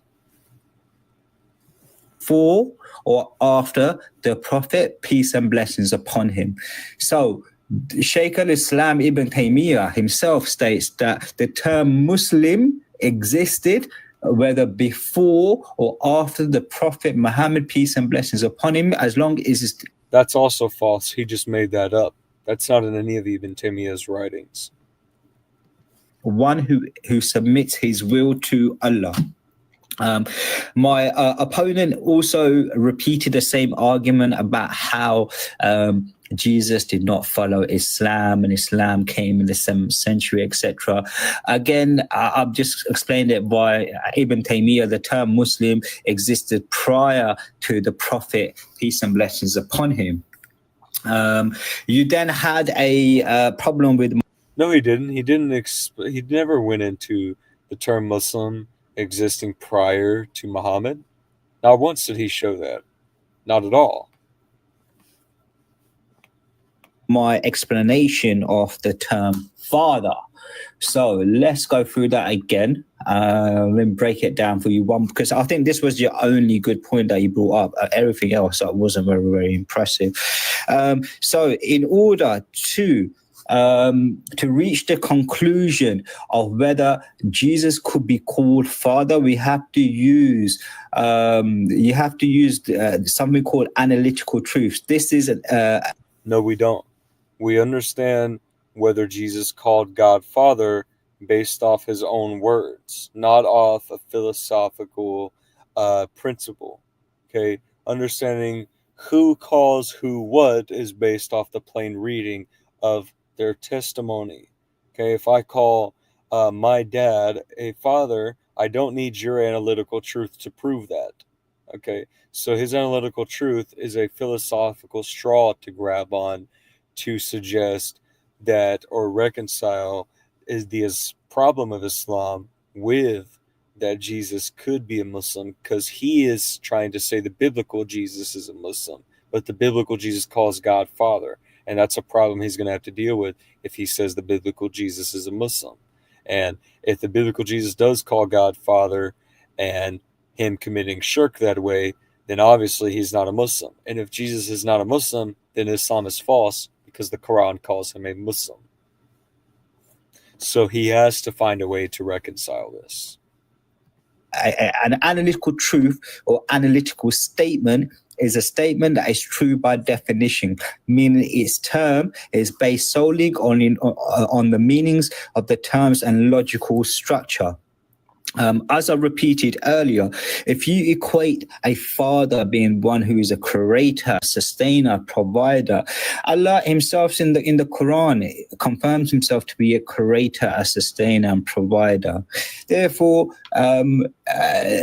Allah says he is a lot more than that. Allah has 99 names. That's ridiculous. Hypothetically, you could have potentially in the past have said Allah was a father. Now, well, guess what? Somebody could also say Allah was once 99 gods, but then it was abrogated to one God. See how that doesn't work out for him? Explained earlier, this term has been abrogated within the Quran. Allah has made it clear that he is not the... Okay, then 99 gods idea was abrogated too. What if I start claiming that? Then he might get upset at me. Father of any sort. But all of our classical scholars, they accept that Jesus would have referred to him as a father. No, he didn't. He never quoted a single classical scholar that said Jesus could have referred to Allah as a father. Not one of the scholars that he quoted referred to Jesus saying things like that. Not one of them. That's not at all included in what he quoted from scholars. That's completely not true. But not in the sense that the Christians use it in today. For example, Ibn Taymiyyah states, we do... Look, even the one he's showing on screen doesn't say it. Not reject that he is the Messiah of God, nor do we reject that he, as you say in your language, the Son of God, in the sense of his mercy and selection to him.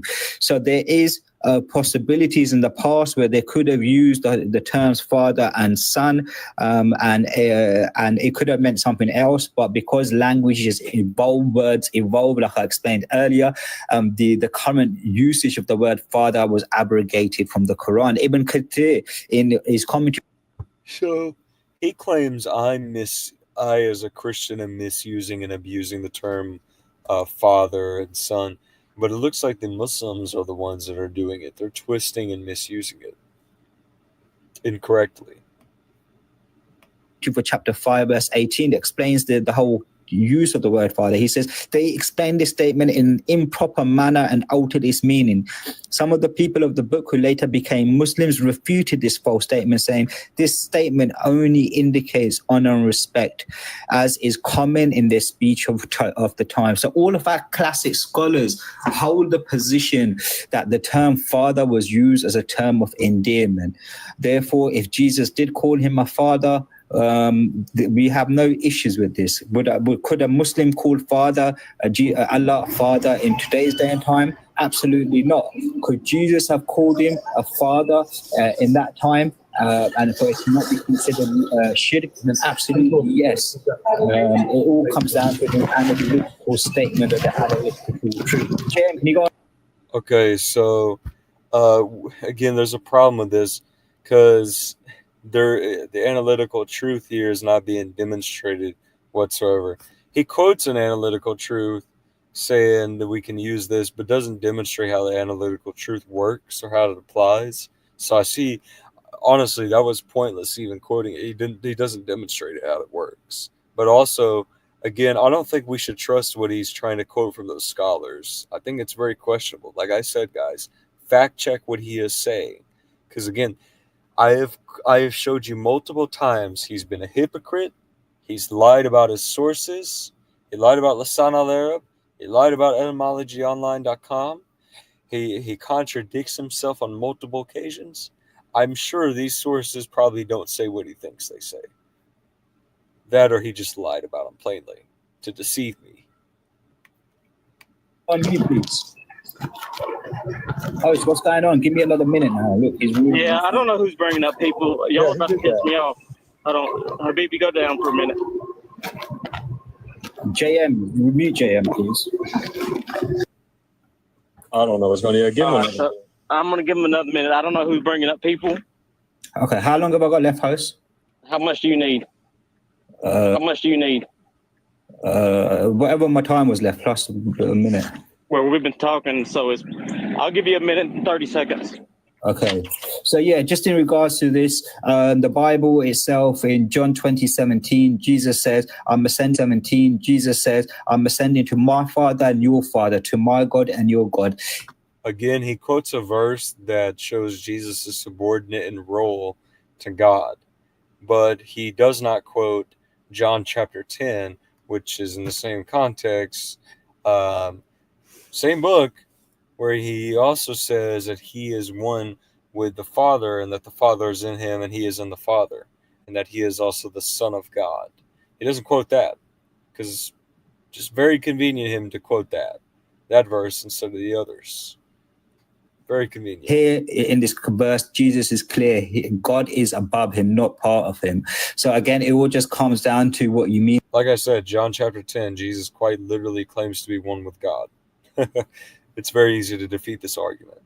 By the term Father, like I explained earlier, if it means creator, provider, sustainer, Allah calls himself all of these things in the Quran. Could Jesus have used the term Father as a term of endearment? Allah never calls himself a father in the Quran. Absolutely, I have no issues with this. All our classical scholars hold the same position. Can a Muslim in 2025 call Allah Father? Absolutely not. The Quran, the final revelation from the Prophet, peace and blessings upon him, abrogates this term and says Allah is not a father of any sense. And that is all due to... No, the Quran never abrogates it. Never at all. It doesn't say it's abrogated. It doesn't, because it doesn't tell you what it's abrogated by, but it never actually says it's abrogated at all. So that's a complete lie. He won't read the scripture. To the fact that people have misused the terms. This is similar to the Bible, where in Hebrews, God is referred to as Baal. Now, if you know anything about Baal in the New Day age period, this is a satanic god. And this is why God said that do not associate me with the name Baal, because it's associated with false deities. Again, this linguistic shift should not be new to Christians. I think the matter has been cleared. I've explained what a Muslim means from a classical linguistic sense. I've shown how Jesus submitted his will to Allah in the Bible and the Quran. I've given you classical scholars' opinions on the matter of Jesus calling God Father, and that's all there's to it. All right, that's time. All right, so now we're... Okay, he never gave me any what he just said. Nothing about what he said was true. Nothing about what he gave was true. He misused things. He misquoted things. He lied about things. He repeated himself. He contradicted himself. He was very inconsistent in his reasoning. He provided things that were illogical. He suggested that I use fallacious reasoning, like linguistics, to define words. So nothing about his argument on this debate was reasonable or rational. Ultimately, I won this debate. And I'm not trying to be biased, but that's my observation. That's the key takeaway from everything he showed. Nothing about what he said was logical.